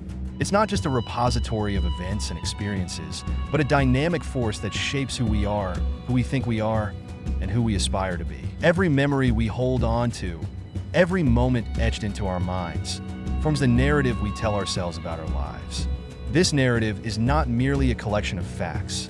It's a story imbued with meaning, colored by emotions, and filtered through the lens of time. Memory is selective, often reconstructing the past in ways that suit the present, emphasizing certain details while obscuring others. This selective nature is what makes memory so mind-boggling, for it means that our sense of self is not based on an objective truth, but on a constantly evolving story. As we journey through life, memories accumulate, layering upon one another, each adding a new dimension to our identity. The most vivid memories often stem from moments of intense emotion, joy, pain, fear, love, becoming touchstones that anchor our sense of self. Yet what's truly perplexing is how these memories, even those that seem so solid and unchangeable, can shift over time. They are not static images, but living, breathing entities that can be reshaped by new experiences, by the stories we hear, and by the very act of recalling them. This malleability means that our identity is not fixed but fluid, constantly being redefined as our memories evolve. The role of memory in identity formation is deeply mysterious because it operates beneath the surface, in that intermediate space where the conscious and subconscious mind meet. We like to believe that we remember our lives as they truly happened, but in reality, memory is intertwined with imagination, with perception, with the emotions we felt at the time, and the emotions we feel now. This intertwining is what allows us to construct a coherent sense of self, but it also means that our identity is, in a way, a work of fiction, crafted from fragments of truth and pieces of fantasy. What's even more astonishing is how certain memories, often buried deep in the recesses of the mind, can suddenly resurface, triggered by a scent, a song, a familiar face. These moments of recollection can be both comforting and unsettling, as they remind us of who we once were, and how much we have changed, or how much we have remained the same. In this way, memory serves as a mirror, reflecting not just the past, but also our current state of being, revealing the continuity and the contradictions within our identity. Yet, memory is also a gatekeeper, deciding what to hold on to and what to let go. Some memories fade, slipping into the depths of the unconscious, while others linger, refusing to be forgotten. This selective preservation is not always within our control, and it raises the question of what is lost and what is retained, and how these choices, whether conscious or unconscious, shape who we become. In the submerged but accessible layer, memory is a powerful force, guiding us, shaping us, defining us, yet always just out of reach of full understanding. It's a reminder that our identity is not something we possess, but something we are continuously creating, a delicate balance between what we remember and what we forget, between the stories we tell ourselves and the truths we hold. To explore the role of memory in identity formation is to delve into the depths of the mind, to confront the mysteries of time, perception, and self, and to realize that who we are is, in large part, a product of the stories we choose to remember. Now we're plunging into the deep end, where things get really profound. Down here, we explore the unconscious mind, that vast, hidden part of ourselves that drives so much of what we do without us even realizing it. We also delve into the concept of the inner child, which holds on to our early experiences and emotions, shaping who we are today. This layer also tackles big questions about the nature of reality and perception, how what we see might not be what's really there. We examine the power of suggestion and influence, and how easily our minds can be swayed without us knowing. Archetypes, those universal symbols in our psyche, also come into play, along with the deep impact of culture on the way we think. We can't forget the illusion of free will, questioning just how much control we really have over our choices. And finally, the role of language in shaping thought reminds us that the words we use can change how we see the world. This is where the mind's mysteries become even more intriguing, and we start to question everything we thought we knew. The unconscious mind exists in the realm of deep submersion, a place where light barely penetrates, where the known fades into the unknown, and where the deepest currents of our psyche flow in darkness. It's the part of us that we cannot see, the vast and silent ocean beneath the surface of our conscious thoughts, a reservoir of forgotten memories, repressed desires, and primal instincts. In this shadowy depth, the unconscious mind holds everything we have buried, everything we have turned away from, everything that does not fit neatly into our conscious self.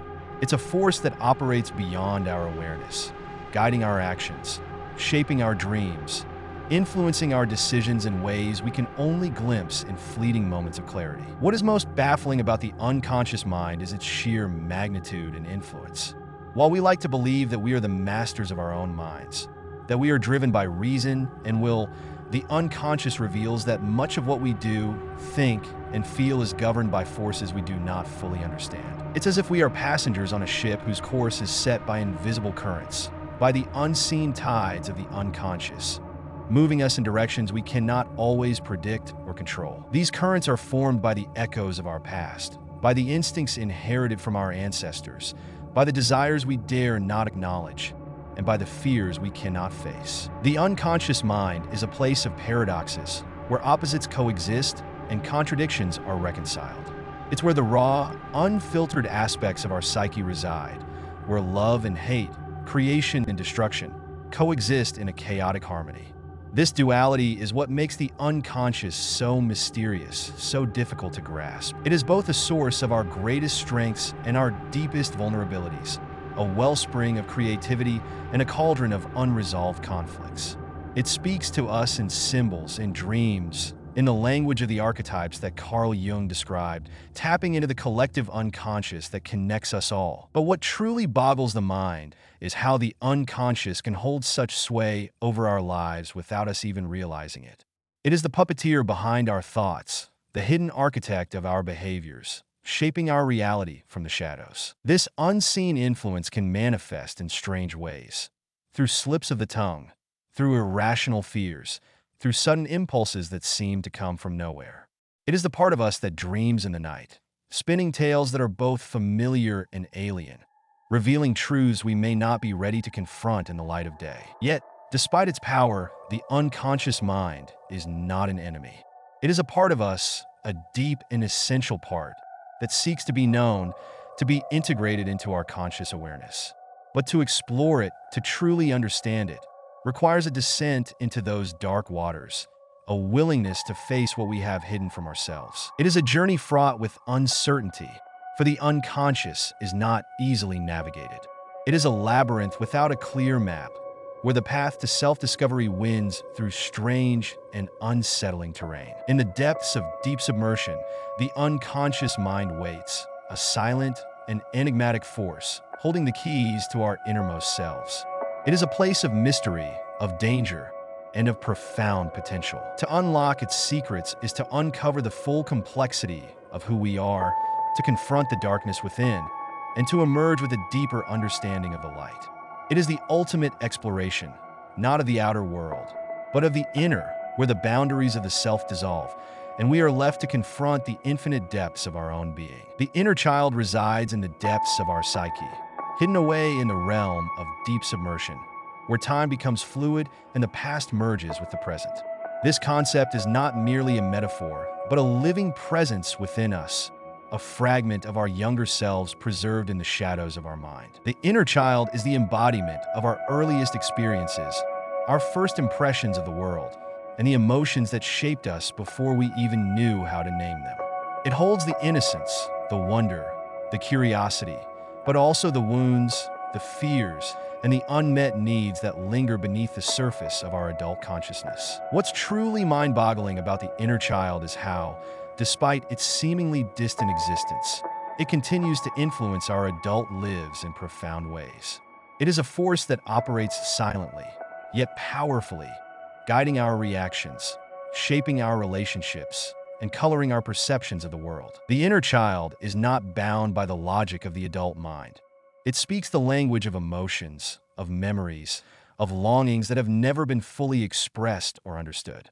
It is the part of us that reacts with childlike intensity to situations that seem trivial on the surface, but touch upon old, unresolved feelings buried deep within. In the depths of the psyche, The inner child is both a source of vulnerability and a reservoir of untapped potential. It carries the emotional imprints of our earliest experiences, the joy and the pain, the love and the neglect, the acceptance and the rejection. These experiences, whether we remember them or not, have left marks on our inner child, marks that we carry with us into adulthood. They can manifest as patterns of behavior, as emotional triggers, as deep-seated beliefs about ourselves and the world. The most perplexing aspect of the inner child is how it can hold on to these experiences, replaying them in our lives over and over until we finally recognize and address them. But the inner child is not just a repository of past hurts. It is also a source of profound wisdom and creativity. It is the part of us that retains the ability to see the world with fresh eyes, to experience life with a sense of wonder and playfulness that often gets lost in the responsibilities and pressures of adult life. Yet, accessing this aspect of the inner child requires a descent into those deep waters, a willingness to face the emotions we've long suppressed, the memories we've tried to forget. It's a journey into the heart of our own vulnerability, where we must confront the parts of ourselves that have been neglected, ignored, or denied. The true mystery of the inner child lies in its ability to both heal and transform.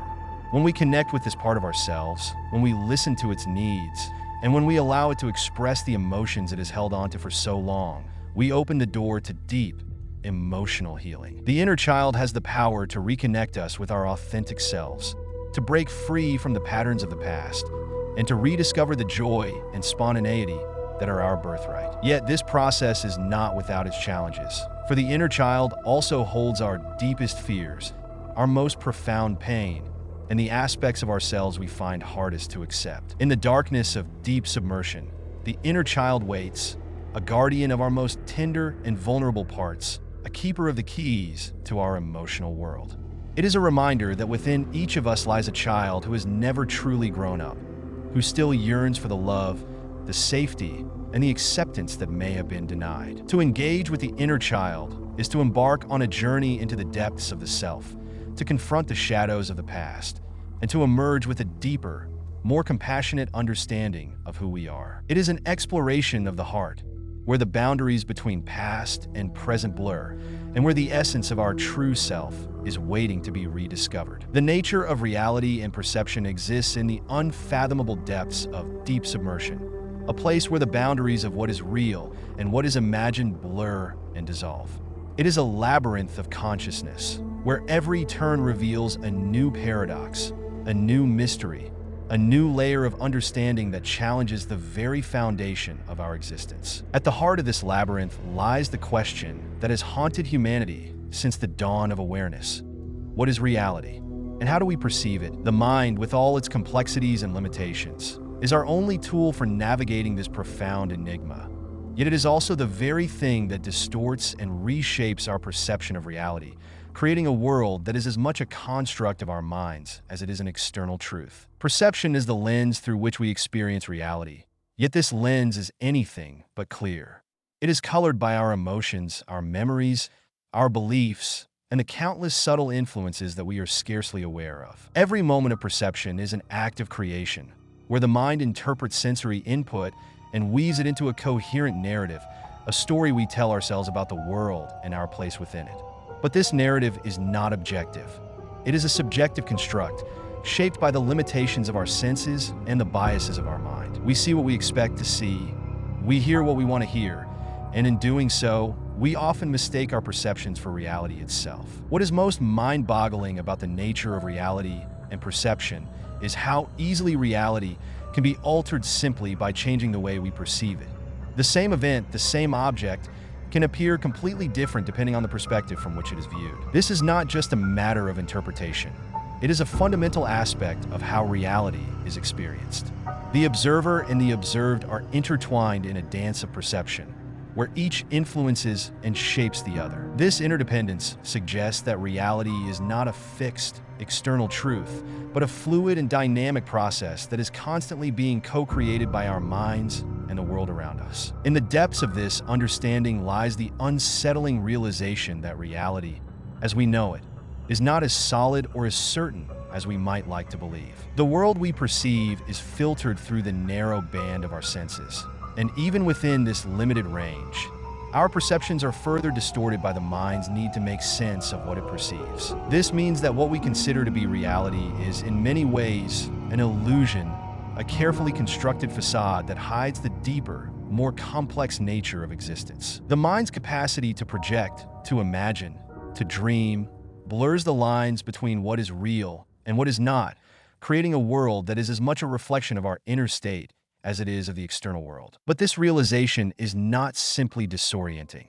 It is also profoundly liberating. If reality is a construct, then it is also malleable, capable of being reshaped and reinterpreted.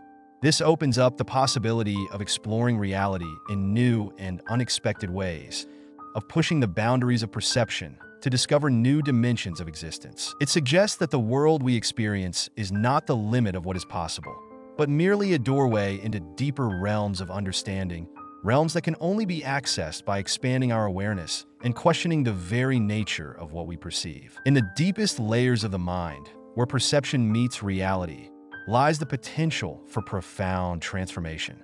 By recognizing the fluid and dynamic nature of reality, we can begin to see beyond the surface illusions and explore the deeper truths that lie hidden beneath. This is not an easy journey, for it requires us to confront the limitations of our own minds, to question the very ground we stand on, and to embrace the uncertainty that comes with peering into the unknown. Yet in doing so, we open ourselves to the possibility of discovering a reality that is richer, more complex, and more mysterious than we ever imagined.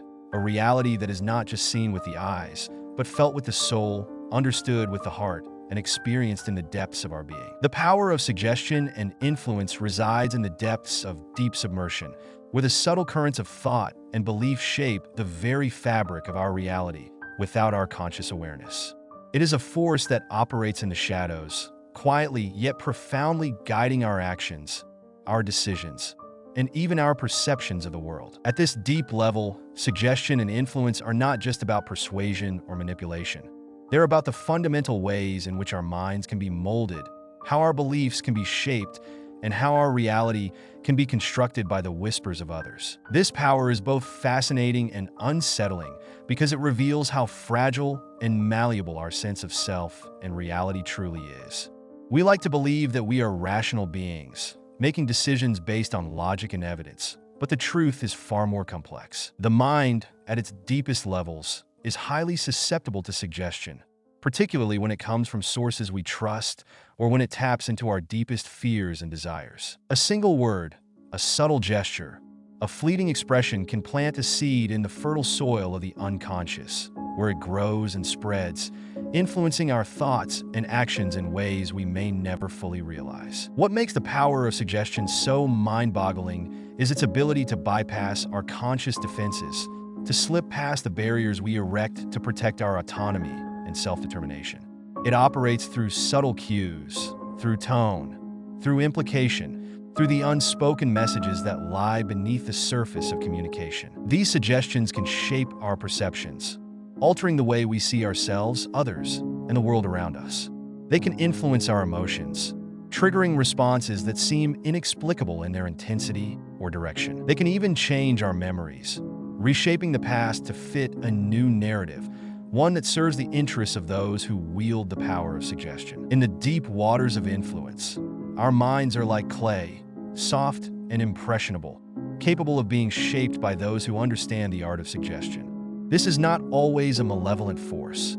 It can be used to inspire, to heal, to guide, but it can also be used to manipulate, to control, to deceive. The line between these uses is thin and often invisible, making it difficult to discern when we are being influenced and when we are acting of our own accord. This ambiguity is what gives the power of suggestion its mysterious and often unsettling quality.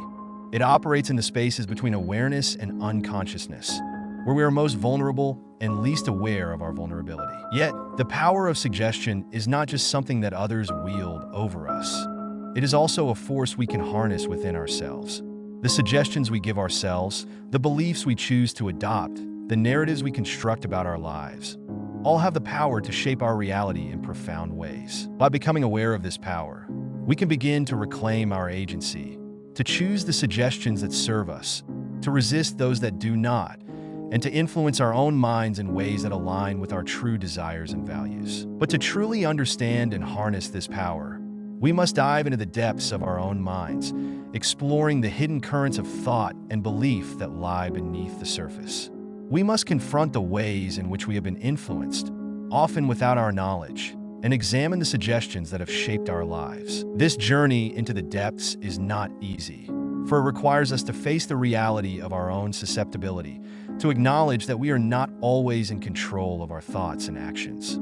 Yet, in doing so, we gain the power to influence ourselves, to reshape our reality in ways that are true to who we are and who we wish to become. In the deepest layers of our psyche, the power of suggestion and influence is a reminder of the interconnectedness of our minds, of the ways in which we are shaped by and shape the world around us.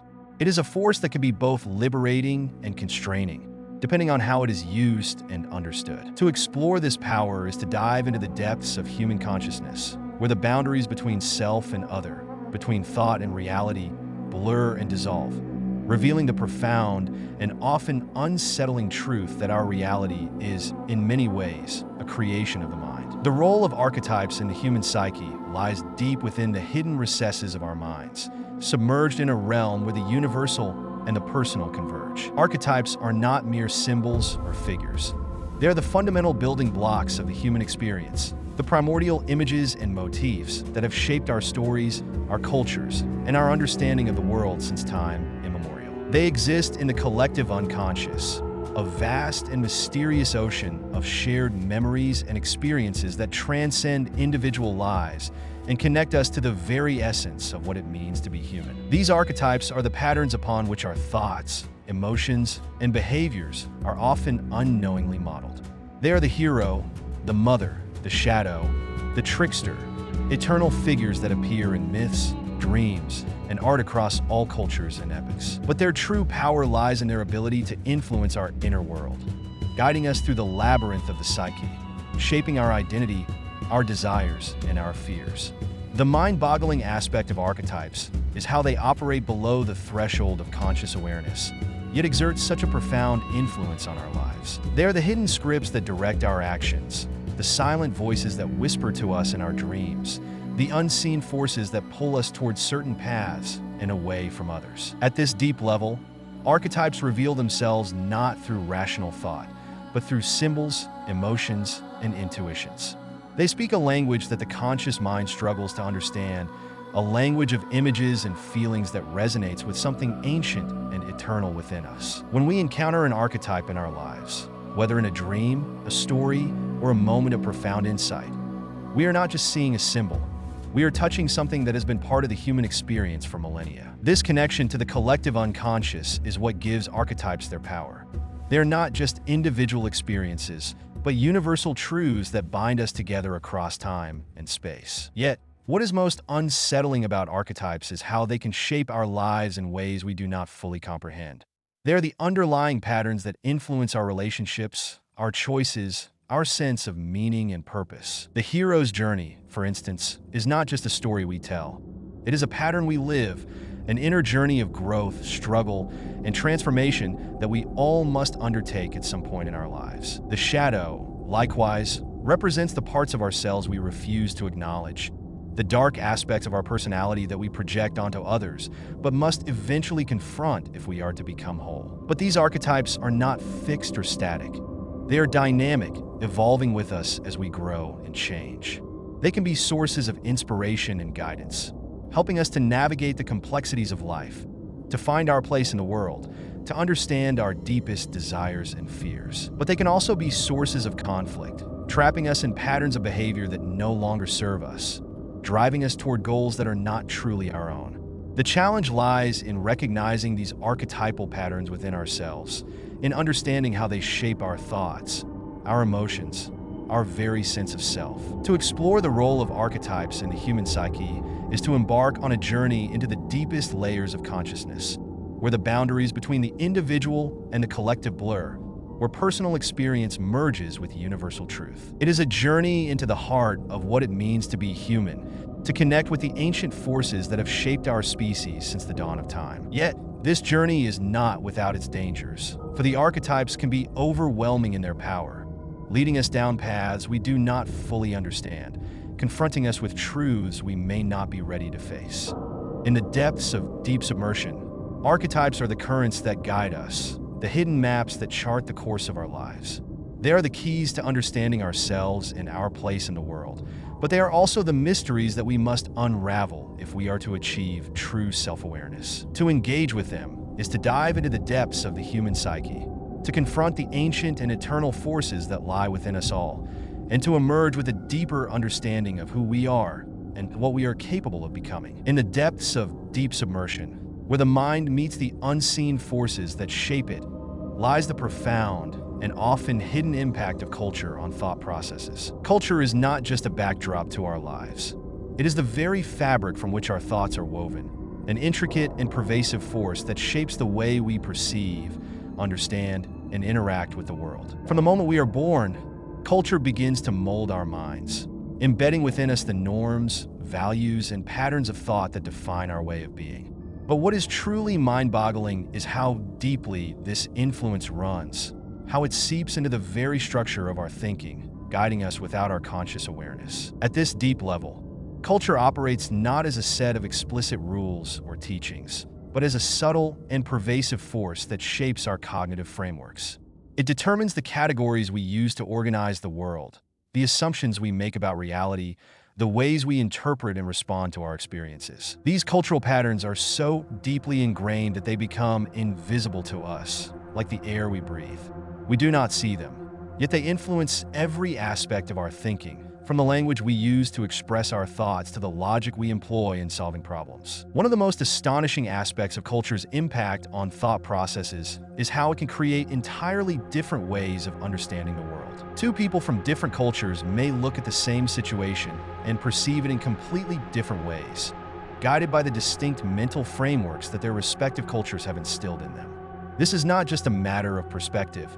It is a matter of the underlying cognitive structures that shape perception and reasoning. For instance, a culture that emphasizes individualism may foster a way of thinking that prioritizes personal autonomy and self-expression, while a culture that values collectivism may encourage a way of thinking that focuses on group harmony and social responsibility. But culture's influence goes even deeper, affecting not just what we think, but how we think.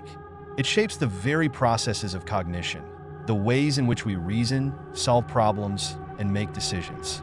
In some cultures, logical and analytical thinking is emphasized, leading to a focus on linear reasoning and objective analysis. In others, holistic and intuitive thinking may be more valued, leading to a greater emphasis on context, relationships, and the interconnectedness of all things. These different modes of thinking are not just surface-level differences.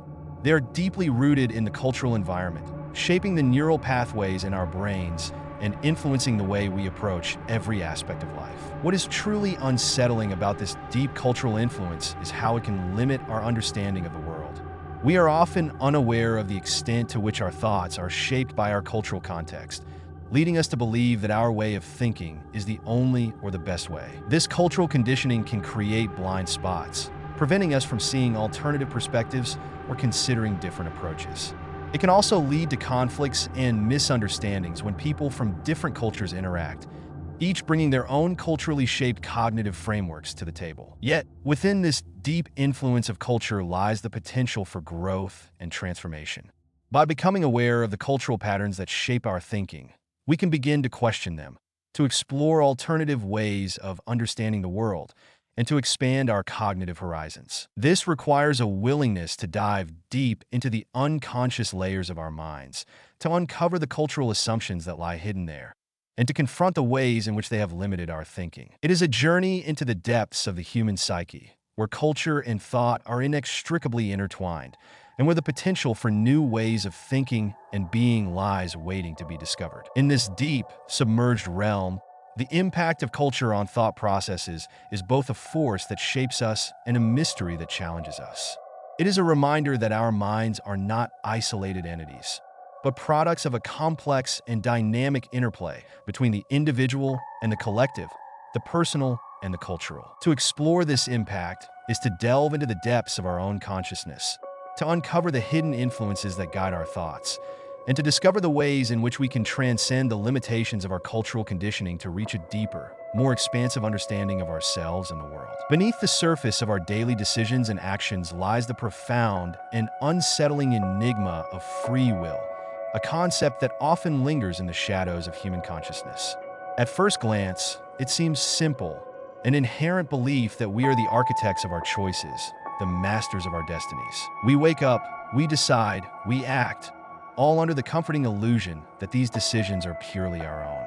But as we delve deeper into the layers of our understanding, the foundations of this belief begin to erode, revealing something far more complex, even haunting. At the surface, free will feels almost tangible, a notion embedded in the fabric of our reality. We interact with the world, and in return, it responds to our choices, reinforcing the idea that we are in control. But as we sink into the deeper layers, just below the surface, we start to encounter the subtle influences, the myriad of factors that shape our thoughts and decisions without us even realizing it. Our upbringing, cultural norms, subconscious biases, and even biological instincts all play their part, nudging us in directions we might not have consciously chosen. Here, free will begins to feel less like a freedom and more like a carefully curated path, one where the boundaries are set by forces outside our awareness. Descending further into the depths, into the realm of submerged but accessible truths, the notion of free will becomes more nebulous, almost as if it's slipping away. Neuroscience tells us that decisions are often made in the brain before we even become consciously aware of them, a revelation that challenges the very core of what it means to choose. Are we simply passengers on a ride, experiencing the illusion of control while our brain operates on autopilot? This is where the idea becomes unsettling.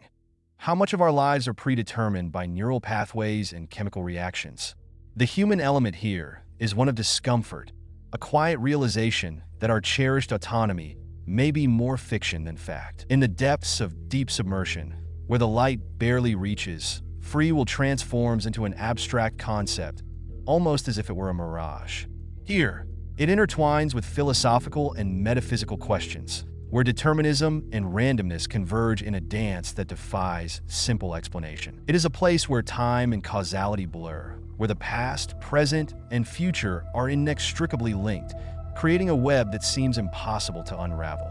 In this layer, free will feels like a paradox, both existent and non-existent, a duality that the human mind struggles to comprehend. The mystery deepens, leaving us with more questions than answers, each one more perplexing than the last. In these profound depths, free will is no longer a concept we can grasp or even fully understand.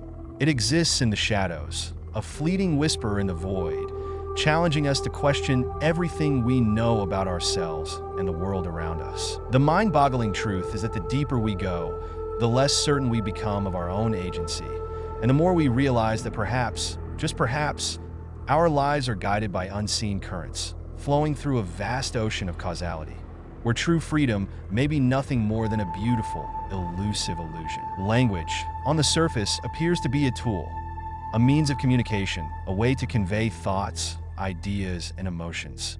It is the fabric of human interaction, the thread that binds societies together. We learn it, use it, and adapt it, rarely questioning the extent of its influence. But beneath this seemingly simple facade lies a deeper truth, a profound connection between language and thought that stretches far beyond mere communication. As we descend into the depths of understanding, the role of language reveals itself as something far more powerful and enigmatic. Just below the surface, we begin to see how language does more than just describe our world. It shapes it.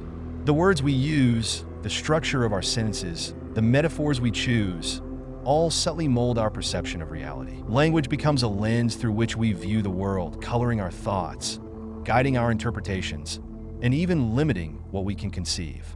Different languages carve out different realities, emphasizing certain concepts while obscuring others, creating a unique mental landscape for each speaker. This is where the mysterious nature of language begins to emerge, a realization that our thoughts are not entirely our own, but are influenced, even constrained, by the language we think in. As we move deeper into the submerged but accessible realms, the connection between language and thought becomes more intricate, almost as if language were the architect of our cognitive framework. The Sapir-Whorf hypothesis suggests that the structure of a language can determine, or at least influence, the way its speakers perceive and think about the world. This idea challenges the notion of universal human experience, hinting at the possibility that our understanding of concepts like time, space, and causality could vary dramatically depending on the linguistic structures we are immersed in. Here, language is not just a tool, but a shaper of reality itself, dictating the boundaries of our thoughts and the extent of our imagination. Descending further into deep submersion, the role of language in shaping thought takes on an almost mystical quality. It is as if language is a hidden force, weaving through the fabric of our consciousness, dictating the very patterns of our thinking. The mind-boggling aspect of this deep connection is that we are often unaware of it. Language operates in the background, unseen yet omnipresent, crafting our inner world in ways we can barely fathom. The words we speak and the language we think in are not just reflections of our thoughts. They're the very building blocks from which our thoughts are constructed. In this deep layer, language becomes almost alive, a silent architect that designs the contours of our mental landscape, leaving us to wonder whether we are the creators of our language or its creations. In the depths of this understanding, language is no longer a mere vehicle for thought, but is inextricably linked with the very essence of thinking itself. The mystery deepens when we consider the implications. If language shapes thought, then the limits of our language could very well be the limits of our mind. What lies beyond those limits? What thoughts, what ideas, what possibilities remain forever out of reach, simply because our language cannot capture them? In this profound layer, the role of language in shaping thought is a reminder of the delicate balance between what we can know and what lies beyond the horizon of our linguistic grasp. It is here, in the quiet depths, that we come to understand the true power of language, not just as a means of expression, but as the very foundation of our reality. Finally, we're entering the most abstract and theoretical layer, the place where the mind's mysteries truly take on a life of their own. Here, we navigate the labyrinth of the mind, a complex and winding journey through our thoughts and emotions. We explore psychological theories that offer different lenses to understand how we think and behave. The philosophy of mind comes into play, raising big questions about the nature of consciousness and what it means to be aware. In this layer, we also confront the paradoxes of self-knowledge, how understanding ourselves can sometimes lead to more questions than answers. The duality of human nature reminds us that we all have opposing forces within us, constantly at odds. We dive into the neuroscience of consciousness, seeking to uncover the brain's role in our awareness. The concept of the collective unconscious introduces the idea that we share deep, universal experiences with others, even across cultures. Altered states of consciousness take us beyond the ordinary, exploring what happens when our perception shifts. And then there's déjà vu, that eerie feeling of having experienced something before, challenging our sense of reality. Finally, existentialism and the search for meaning bring us face to face with life's biggest questions, urging us to find purpose in a vast, often confusing world. This layer is where the mind stretches into the unknown, pushing the boundaries of what we can understand. The labyrinth of the mind is an enigmatic construct, a realm where thoughts twist and turn like the intricate paths of an uncharted maze. It exists at the theoretical or abstract layer, a place not bound by the physical, but profoundly intertwined with the essence of human consciousness. This labyrinth is not something one can see or touch, yet it is felt in the very fabric of our being. It represents the complexity of human thought, where every path is lined with memories, desires, fears, and hopes, each branching into countless possibilities, each laden with its own potential to enlighten or confound. Navigating the labyrinth of the mind is an act of introspection, a journey into the deepest recesses of what it means to be human. Within its walls, the ordinary and the extraordinary coexist. A fleeting childhood memory can lead to a cavern of unresolved emotions. A corridor of forgotten dreams might open into a grand hall of wisdom. This is the mind's true mystery, its ability to house such a vast expanse of experience and knowledge, yet remain elusive and unpredictable. Here, logic and chaos dance in tandem. The mind is both a sanctuary of reason and a domain of wild, untamed thought. One moment, a thought is clear and sharp, cutting through the fog like a beacon.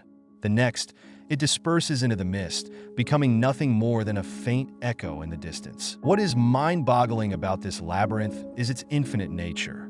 No matter how deeply one delves, there are always new paths to explore, new layers to uncover. A thought might seem straightforward, but just beneath its surface lies a network of associations, hidden connections that link to other thoughts, other emotions, other fragments of one's inner world. Each turn of the labyrinth can lead to revelations or to a dead end, where one must retrace their steps, reconsider their approach, and perhaps even confront the shadows lurking in the corners. This maze is not static.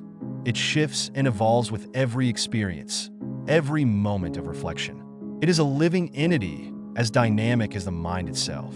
Memories can be unreliable guides. They warp and change, colored by time and perception. What seemed clear yesterday may be murky today. It is this fluidity that makes the labyrinth of the mind so intriguing, yet so perplexing. It reflects our nature as beings of thought and emotion, constantly growing, adapting, and redefining what we know to be true. Amidst this shifting landscape, the human element brings a unique touch of mystery and poignancy. Each person's labyrinth is as unique as their fingerprint, shaped by their experiences, their culture, their desires, and their fears. Two people may traverse similar paths, but their journeys will never be the same. This individuality adds layers of meaning to the maze, making it not just a solitary endeavor, but also a deeply personal one. In seeking to understand the labyrinth within, we are, in a sense, seeking to understand ourselves, to grasp the essence of who we are and what we might become. The labyrinth is a testament to the mind's ability to both reveal and conceal. It is a place where clarity can be fleeting, where certainty is often just out of reach. And yet, it is in this uncertainty that the beauty of the human experience lies. It is the quest for understanding, the search for meaning amidst the chaos, that makes the journey through the labyrinth of the mind one of the most profound explorations one can undertake. The maze is not meant to be solved but explored. It is a place to wander, to wonder, to lose oneself, and perhaps, in doing so, find a deeper understanding of the mysterious terrain of human consciousness. Psychological theories, at their core, are attempts to decipher the labyrinth of the human mind, to map out the intricate pathways of thought, emotion, and behavior. These theories emerge from a place of curiosity, a deep-seated need to understand what drives us, shapes us, and, at times, confines us. On the surface, they appear as organized frameworks, models with clear structures, definitions, and boundaries. We categorize them, label them, and apply them to understand ourselves and others. But when we venture into the theoretical or abstract layer, these theories transform into something far less concrete, something more elusive and enigmatic. In this abstract realm, psychological theories are no longer just tools for analysis, but become reflections of the complexity and paradoxes of human existence. They serve as mirrors, revealing not just the mind, but the deeper, often contradictory nature of reality itself. Here, Freud's exploration of the unconscious, Jung's archetypes, or Maslow's hierarchy are more than just ideas. They are glimpses into the vast, uncharted territories of the psyche, where the lines between reality and perception blur. Each theory attempts to distill the essence of human experience, yet each falls short of capturing the full spectrum, leaving behind more questions than answers. The mind-boggling aspect is not in their conclusions, but in their limitations, in the realization that every theory is a piece of a much larger, incomprehensible puzzle. As we dwell in this theoretical layer, we begin to see psychological theories as living entities, evolving with time, influenced by culture, context, and the ever-changing tides of human thought. They are not static truths, but dynamic frameworks, shifting and adapting as our understanding of the mind deepens. Yet, they remain inherently incomplete, each theory offering a different lens through which to view the human condition, but none providing a full picture. This realization is both humbling and unsettling. Our attempts to grasp the intricacies of the mind are forever constrained by the very nature of the theories we create. They are, in essence, abstractions, simplifying what is infinitely complex, reducing the richness of human experience into models that can be studied and understood, but never fully captured. In this abstract domain, psychological theories also raise profound philosophical questions about the nature of knowledge itself. If our understanding of the mind is shaped by these theories, what does it say about the mind's ability to understand itself? Are we trapped in a loop where our theories shape our understanding, and our understanding, in turn, shapes our theories? The human element here is one of perpetual searching, a quest for meaning that seems to stretch endlessly into the unknown. The deeper we go, the more we realize that psychological theories, while illuminating, are also shadows cast by the light of human inquiry, revealing much, but also hiding the vast darkness that lies beyond our reach. In the end, psychological theories in this abstract layer are both enlightening and confounding. They offer a sense of direction, a way to navigate the complexities of the human mind, yet they also remind us of the limitations of our understanding. Theories come and go, rise and fall, each contributing to the ever-evolving tapestry of psychological thought. But within that tapestry lies the truth that the human mind, in all its depth and mystery, may never be fully unraveled. The theories we hold on to are but fleeting attempts to grasp the infinite, to bring order to the chaos of our inner worlds. And in doing so, they become both our guides and our barriers, illuminating the path forward while obscuring the vastness that lies beyond. Philosophy of mind exists at the theoretical or abstract layer, hovering at the boundary between what is known and what is merely intuited, touching the deepest realms of thought where science meets speculation and reason meets wonder. It is the study of consciousness, of what it means to have a mind, to perceive, to feel, to be aware of oneself and the world. At its heart lies an inquiry that is both ancient and endlessly contemporary. What is the mind, and how does it relate to the body, the brain, and the universe around it? This question is not just academic. It is visceral, personal, for it is about the very nature of our existence. To delve into the philosophy of mind is to step into a domain where the familiar becomes strange. Here, ordinary experiences, seeing a color, feeling pain, thinking a thought, become profound mysteries. How can the physical matter of the brain give rise to the rich tapestry of conscious experience? How does a network of neurons create the feeling of joy or the taste of a strawberry? These questions are more than scientific puzzles. They challenge our understanding of reality itself, suggesting that the fabric of the universe may be more intertwined with consciousness than we have ever imagined. What is truly mind-boggling about the philosophy of mind is the depth of its enigma.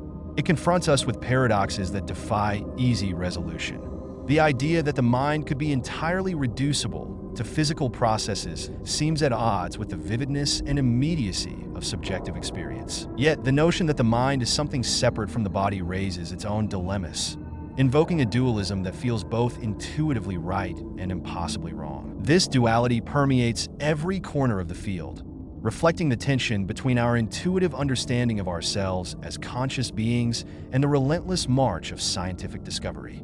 As one probes deeper into these questions, the philosophy of mind reveals itself as a labyrinth of its own, filled with thought experiments and theories that twist and turn, often leading back to the starting point.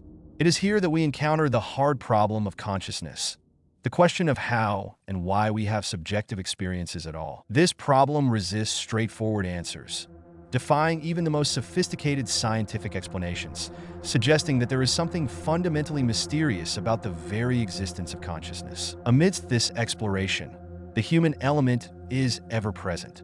The philosophy of mind is not just an abstract field of study.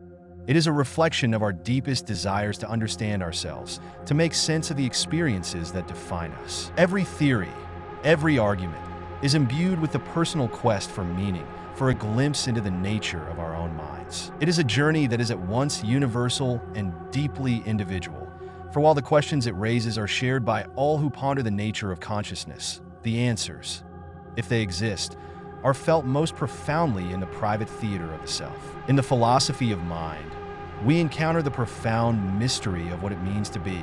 It is a field that invites us to explore the boundaries of knowledge, to push against the limits of what can be known, to consider the possibility that some aspects of reality may forever elude our grasp. And yet, this very elusiveness is what makes the journey so compelling.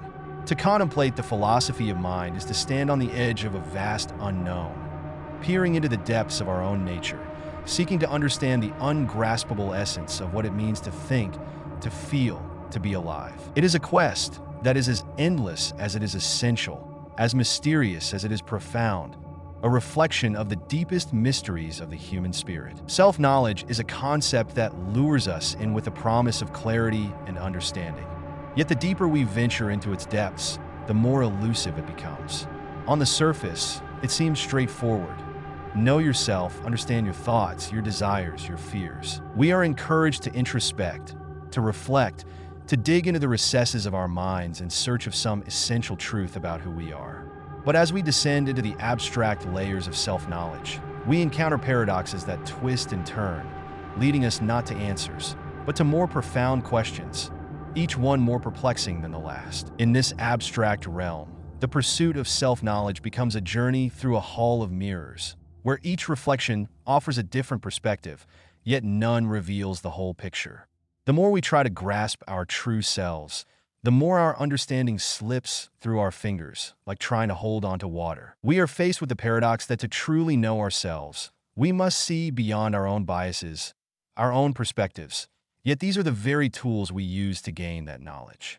The mind-boggling realization here is that self-knowledge is inherently limited by the self that seeks to know. We are both the subject and the object of our inquiry, creating a loop that can never fully close. As we dwell in this abstract layer, the nature of self-knowledge starts to blur, becoming something almost ineffable. Each attempt to pin down who we are reveals layers of complexity, contradictions, and uncertainties. The self is not a static entity, but a dynamic, ever-changing construct, influenced by time, memory, and experience. The paradox lies in the fact that the self is both the observer and the observed, leading to an endless cycle of reflection that can never capture the totality of our being. The deeper we look, the more we realize that our understanding of ourselves is always partial, always incomplete, shaped by the very limits of our perception and cognition. This realization leads to another paradox. The more we seek self-knowledge, the more we uncover the limits of our ability to know ourselves. We discover that some aspects of our mind are hidden from us, buried in the unconscious, influencing us in ways we can barely comprehend. Yet, these hidden aspects are part of who we are, making us question whether we can ever truly know ourselves in the first place.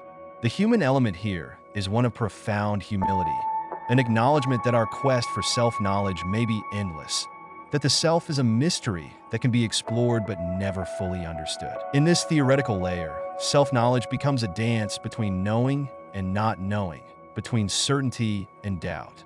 We come to see that self-knowledge is not a destination, but a journey, one that is fraught with contradictions and paradoxes that challenge our very understanding of what it means to know. The mind-boggling aspect of this is that we are forever caught in this dance, circling around the truth of who we are, never able to grasp it completely. It is a reminder that self-knowledge is not about finding definitive answers, but about embracing the complexity and ambiguity that lies at the heart of our existence. Ultimately, the paradoxes of self-knowledge reveal the limits of our understanding, the boundaries of what we can know about ourselves. They show us that the self is not a single, unified entity, but a collection of fragments, each one offering a different view, yet none providing the full picture. In this abstract layer, self-knowledge is both a pursuit and a puzzle, an exploration of the unknown that leads us deeper into the mystery of our own being. It is a journey without end, a search for truth that reveals the infinite complexity of the self, a complexity that we can glimpse but never fully grasp, leaving us to wonder if the true essence of who we are lies forever, just beyond our reach. The duality of human nature resides at the theoretical or abstract layer, a realm where the essence of what it means to be human is dissected, explored, and endlessly contemplated. It speaks to the inherent contradictions that lie at the heart of human existence, the simultaneous coexistence of opposing forces within each individual. This duality is not just a philosophical concept, but a reflection of the complex tapestry of human life, a paradox that captures the endless struggle between light and shadow, reason and emotion, virtue and vice. At its core, the duality of human nature is an exploration of the fact that people are capable of great kindness and profound cruelty, of selflessness and selfishness, of creation and destruction. We are beings of thought and instinct, driven by both a desire for order and an inclination towards chaos. This duality is present in every decision, every action, every fleeting thought. It is the tension between the mind and the heart, between the part of us that yearns for meaning and the part that is drawn to the mysteries of the unknown. This interplay between contrasting elements defines the human experience, giving rise to the full spectrum of emotions and behaviors that characterize our lives. What is truly mind-boggling about this duality is its universality and inevitability. No one is exempt from it. It is a shared aspect of our humanity.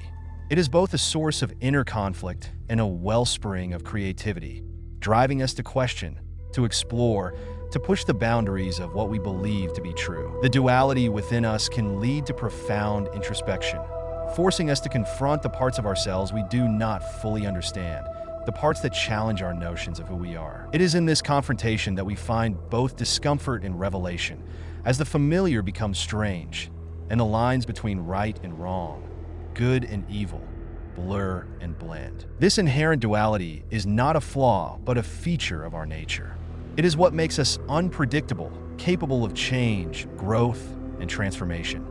It allows us to experience the full range of human emotions and to understand the world in all its complexity. It is the reason we are able to empathize with others, to see the world from multiple perspectives, to recognize the flaws in ourselves and the potential for greatness in others. This duality, though often a source of inner turmoil, is also what makes us profoundly human. The human element is ever present in this exploration, as each person embodies this duality in unique ways, shaped by their experiences, their choices, their dreams, and their fears. The duality of human nature is not just an abstract idea, but a lived reality, evident in the everyday moments of life. The silent battles fought within the mind, the fleeting impulses that are resisted or indulged, the contradictions that make us who we are. It is a dance of opposites, a constant balancing act that defines our journey through life. In the end, the duality of human nature is a reminder of the profound mystery that lies at the heart of human existence. It is an invitation to explore the depths of our own being, to embrace the contradictions that make us whole, to seek understanding in the complexity that defines us. It is a testament to the fact that we are not simple creatures but beings of great depth, capable of holding opposing truths within us, of being both one and many, constant and ever-changing. And in this duality, we find not just a reflection of our inner struggles, but a mirror to the vast, unfathomable universe that exists both within and beyond us. Consciousness, the very essence of our being, is at once the most intimate and the most mysterious aspect of existence. We live through it, experience the world within its bounds. Yet when we try to unravel its nature, it retreats into the shadows, defying simple explanation. At the surface, neuroscience offers glimpses into the workings of consciousness. Regions of the brain that light up, neurons firing in intricate patterns, the electrochemical dance that seems to correlate with our thoughts, feelings, and awareness. But as we delve into the theoretical and abstract layers of the neuroscience of consciousness, the certainties begin to dissolve, revealing a landscape filled with paradoxes and mind-bending questions. In this abstract realm, consciousness is not just a product of neural activity, but a profound enigma that challenges the very foundations of our understanding. The brain, a 3-pound organ composed of billions of neurons, somehow gives rise to the rich tapestry of subjective experience. How do electrical impulses translate into the vividness of a sunset, the warmth of a memory, or the sharp sting of pain?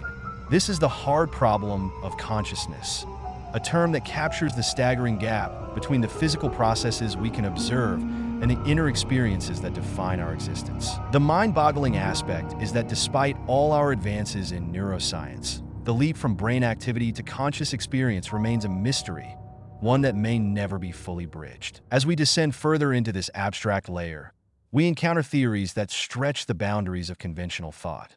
Some suggest that consciousness is a fundamental property of the universe, not just a byproduct of brain activity, but something that permeates all of existence. Others explore the idea that our sense of self, the I that we hold so dear, is an illusion, an emergent phenomenon arising from complex neural networks, but without any true, enduring essence.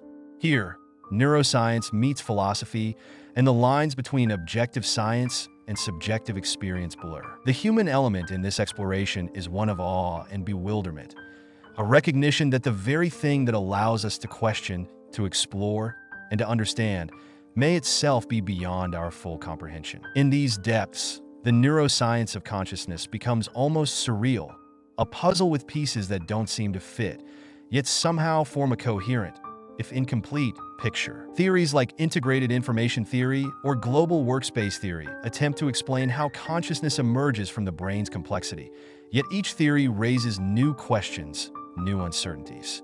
It's as if the more we learn about the brain, the more we realize how little we understand about consciousness itself. The paradox here is profound.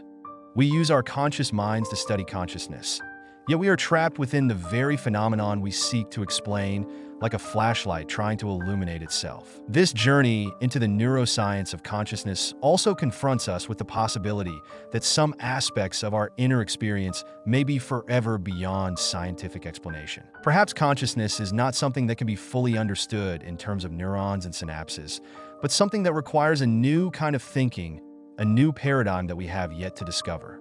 This idea is both thrilling and unsettling, a reminder of the vastness of the unknown and the limits of human knowledge. It is here, in the theoretical and abstract layers, that consciousness reveals itself not as a problem to be solved, but as a mystery to be experienced, a deep, unfathomable ocean that invites us to explore, even as it reminds us of the depths that remain hidden. In the end, the neuroscience of consciousness is a journey into the heart of what it means to be human. It is an exploration of the very thing that makes us who we are, that allows us to ponder our own existence, to feel, to think, to be. And yet, for all our probing, consciousness remains elusive, a phenomenon that defies complete understanding, hovering at the edge of our knowledge, always just out of reach. The more we study it, the more it seems to recede into the depths, leaving us with the profound realization that consciousness may be the ultimate mystery, one that lies at the very core of our being, and one that, in its complexity and beauty, reminds us of the infinite possibilities and the boundless wonder of the human mind. The concept of the collective unconscious lies within the theoretical or abstract layer, a realm where the boundaries of individual consciousness dissolve into something much deeper, more mysterious, and profoundly interconnected. It suggests that beneath the surface of our conscious awareness, there exists a vast, shared reservoir of memories, instincts, archetypes, and symbols, a common psychological heritage that spans across cultures and epochs. This is not merely a personal repository of experiences, but a collective tapestry woven from the threads of human history, holding the echoes of our ancestors' fears, dreams, myths, and symbols that have shaped our understanding of the world. To ponder the collective unconscious is to enter a space where the individual and the universal meet, where one's private psyche is inexplicably linked to the collective mind of humanity. This realm is like an ancient ocean, dark and fathomless, holding secrets that are older than civilization itself. It is here that archetypes, universal symbols and motifs like the hero, the mother, the trickster, reside, forming the basic framework upon which our personal experiences are built. These archetypes are not learned or acquired. They are innate, emerging spontaneously in dreams, myths, and art, guiding our behavior and perceptions without us even realizing it. What is mind-boggling about the collective unconscious is its suggestion that our minds are not entirely our own, that we are not isolated islands of thought, but part of a greater psychological network. It implies that our deepest fears, desires, and intuitions might be shared with countless others across time and space, that we are all connected by unseen psychological currents. This interconnectedness challenges the very notion of individuality, suggesting that while we live our lives believing in our uniqueness, we are simultaneously expressions of a shared unconscious. It raises the question of how much of our identity is truly ours and how much is shaped by forces beyond our control or comprehension. This concept also hints at the possibility that the stories we tell, the myths we believe, and the symbols we hold dear are not random creations, but reflections of a deeper, universal language embedded within the human psyche. It is as if we are all tapping into the same source, interpreting it through the lens of our own experiences and cultures, yet somehow recognizing the same fundamental truths. This shared unconscious knowledge can explain why certain myths, motifs, and stories appear in cultures separated by vast distances in time, pointing to a common ground that transcends individual experience. The human element in the collective unconscious is inescapable. It speaks to the idea that we are all more alike than we are different, that beneath our personal histories and cultural identities lies a shared psychic structure that binds us together. It suggests that our dreams and nightmares, our aspirations and anxieties, are not just personal quirks, but expressions of something much larger, a collective human story that we are all a part of. In this way, the collective unconscious is not just a psychological theory, but a profound statement about the nature of human connection, suggesting that at our core, we are not alone. To explore the collective unconscious is to embark on a journey into the depths of the human psyche, to seek out the hidden currents that flow beneath the surface of our awareness. It is to acknowledge that there is more to us than meets the eye, that we are not merely products of our personal experiences, but participants in a grand, shared narrative that stretches back to the dawn of humanity. It is a journey into the unknown, where the familiar becomes strange and the strange becomes familiar, a place where the boundaries of self blur and dissolve, revealing a deeper truth about who we are and what we might become. In this exploration, we come face to face with the mystery of the human soul, discovering that it is both deeply personal and profoundly universal, a reflection of the vast, unfathomable depths of the collective unconscious. Altered states of consciousness are a doorway to realms that lie beyond the ordinary boundaries of waking life, where the familiar contours of reality blur and dissolve. On the surface, these states can be triggered by a variety of experiences: meditation, hypnosis, the use of certain substances, or even intense emotional or physical exertion. They represent a departure from the usual patterns of thought and perception, opening up a different way of experiencing the world and the self. Yet, as we descend into the more abstract and theoretical layers, altered states of consciousness reveal themselves to be not just deviations from the norm, but profound shifts in the very fabric of reality as we perceive it. In these deeper layers, altered states challenge our fundamental assumptions about the nature of consciousness itself.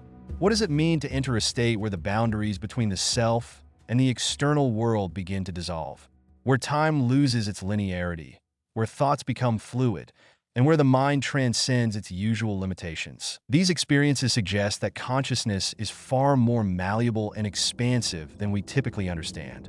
The mind-boggling aspect of altered states lies in their ability to reveal aspects of reality that are inaccessible in ordinary states of awareness, hinting at the existence of layers of consciousness that are usually hidden, or perhaps even entire dimensions of experience that we rarely glimpse. As we delve further, altered states of consciousness begin to appear as windows into the deeper workings of the mind, revealing not just alternative ways of perceiving reality, but alternative realities themselves. In these states, the boundaries between inner and outer worlds can become porous, leading to experiences that are at once intensely personal and universally resonant. The visions, insights, and sensations encountered in these states often carry a sense of profound significance, as if they are tapping into something fundamental, something that lies at the core of our being and the universe itself. Here, consciousness is not a static state, but a dynamic process capable of expanding and contracting, of reaching out beyond the confines of the individual mind to touch something greater. In this theoretical and abstract layer, altered states of consciousness raise profound questions about the nature of reality and the limits of human experience. Are these states mere hallucinations, tricks of the brain, or do they offer genuine glimpses into the deeper truths of existence? The human element in this exploration is one of awe and wonder, a recognition that these states can profoundly alter our understanding of ourselves and the world around us. They challenge the notion of a singular, objective reality, suggesting instead that reality might be a fluid construct shaped by the state of consciousness we are in. The paradox of altered states is that they are both deeply familiar and utterly alien. On the one hand, They arise from within us, from the same mind that navigates our everyday world. On the other hand, they can lead us into experiences that feel entirely otherworldly, as if we have crossed a threshold into a different dimension of existence. The mind-boggling nature of these states lies in their ability to expand the boundaries of what we consider possible, to push the limits of our understanding, and to reveal the vast, uncharted territories of the mind. Ultimately, altered states of consciousness remind us that our everyday experience is just one facet of a much larger, more complex reality.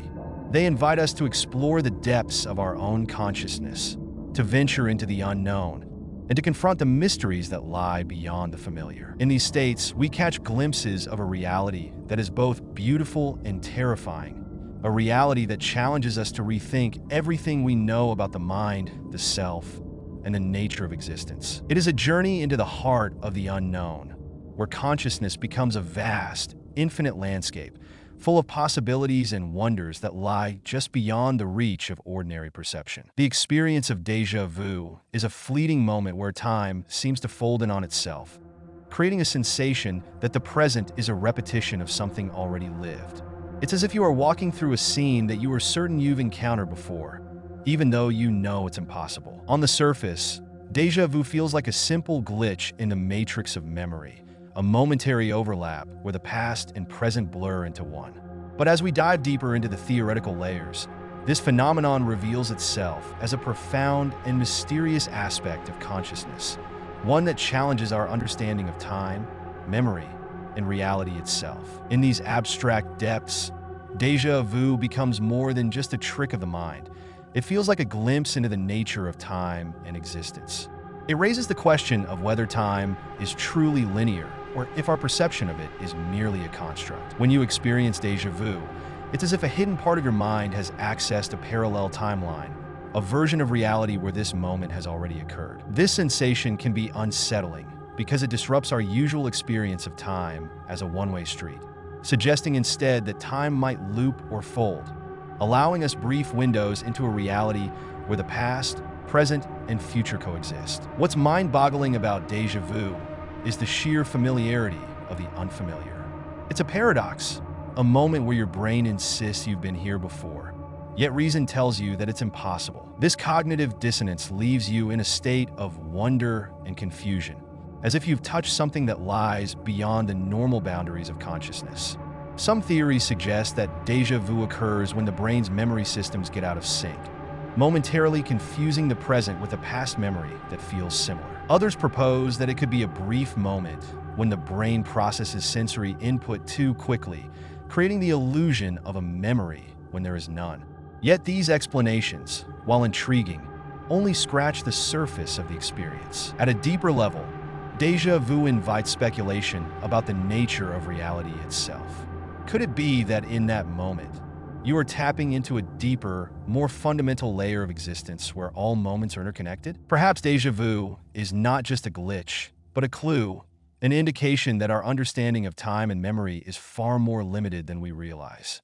It's as if the mind is briefly attuned to a different frequency, one where the usual rules of reality no longer apply. In this sense, déjà vu could be seen as a bridge between the known and the unknown, a moment where the veil of everyday consciousness is lifted, revealing a glimpse of something far more mysterious. This experience also highlights the strangeness of memory itself.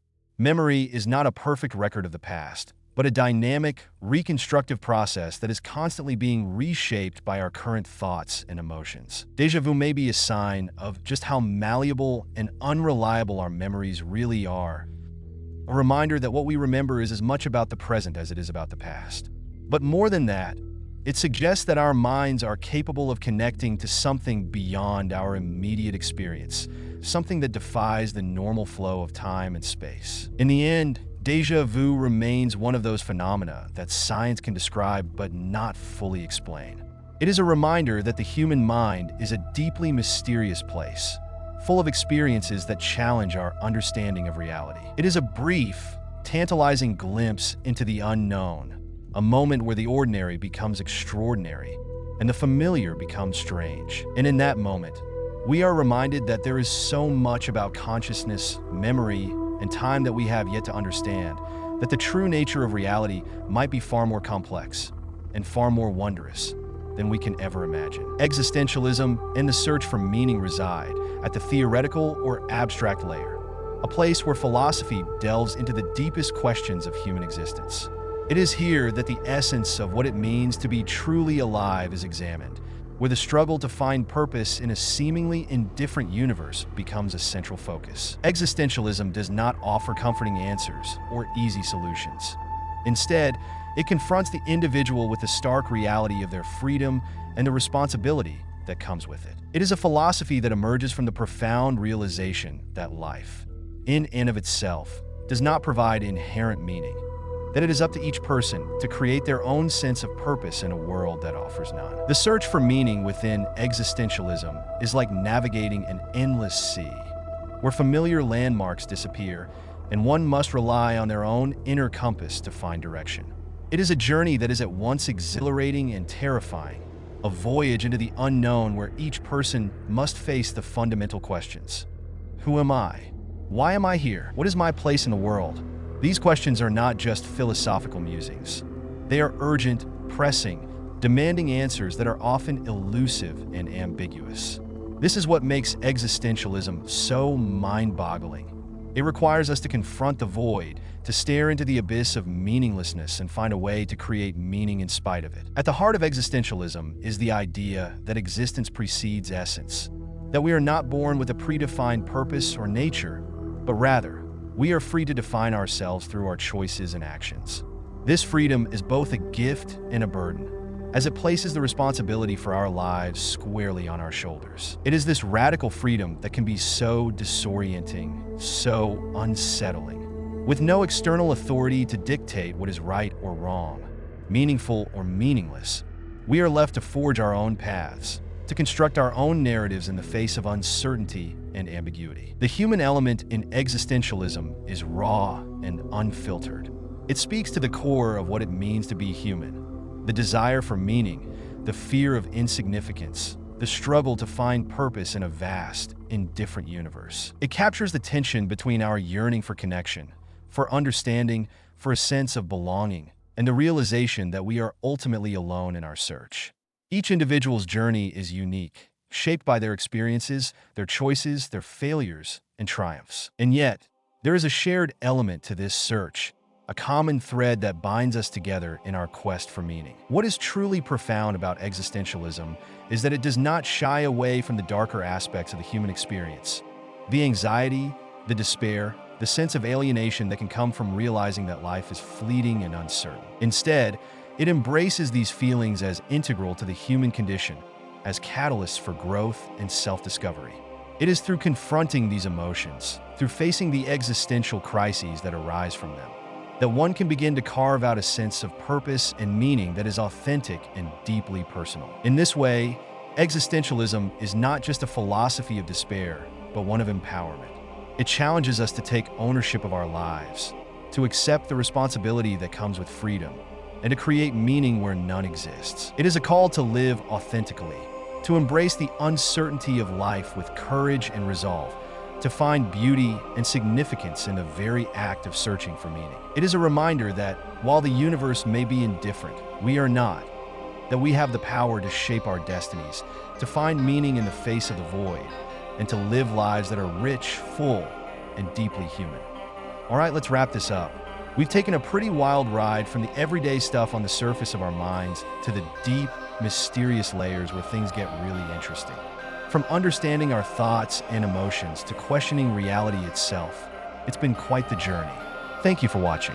If you enjoyed exploring this iceberg of the mind, go ahead and give the video a thumbs up. And if you're up for more, don't forget to hit that subscribe button. There's plenty more to dive into, and I'd love to have you along for whatever comes next.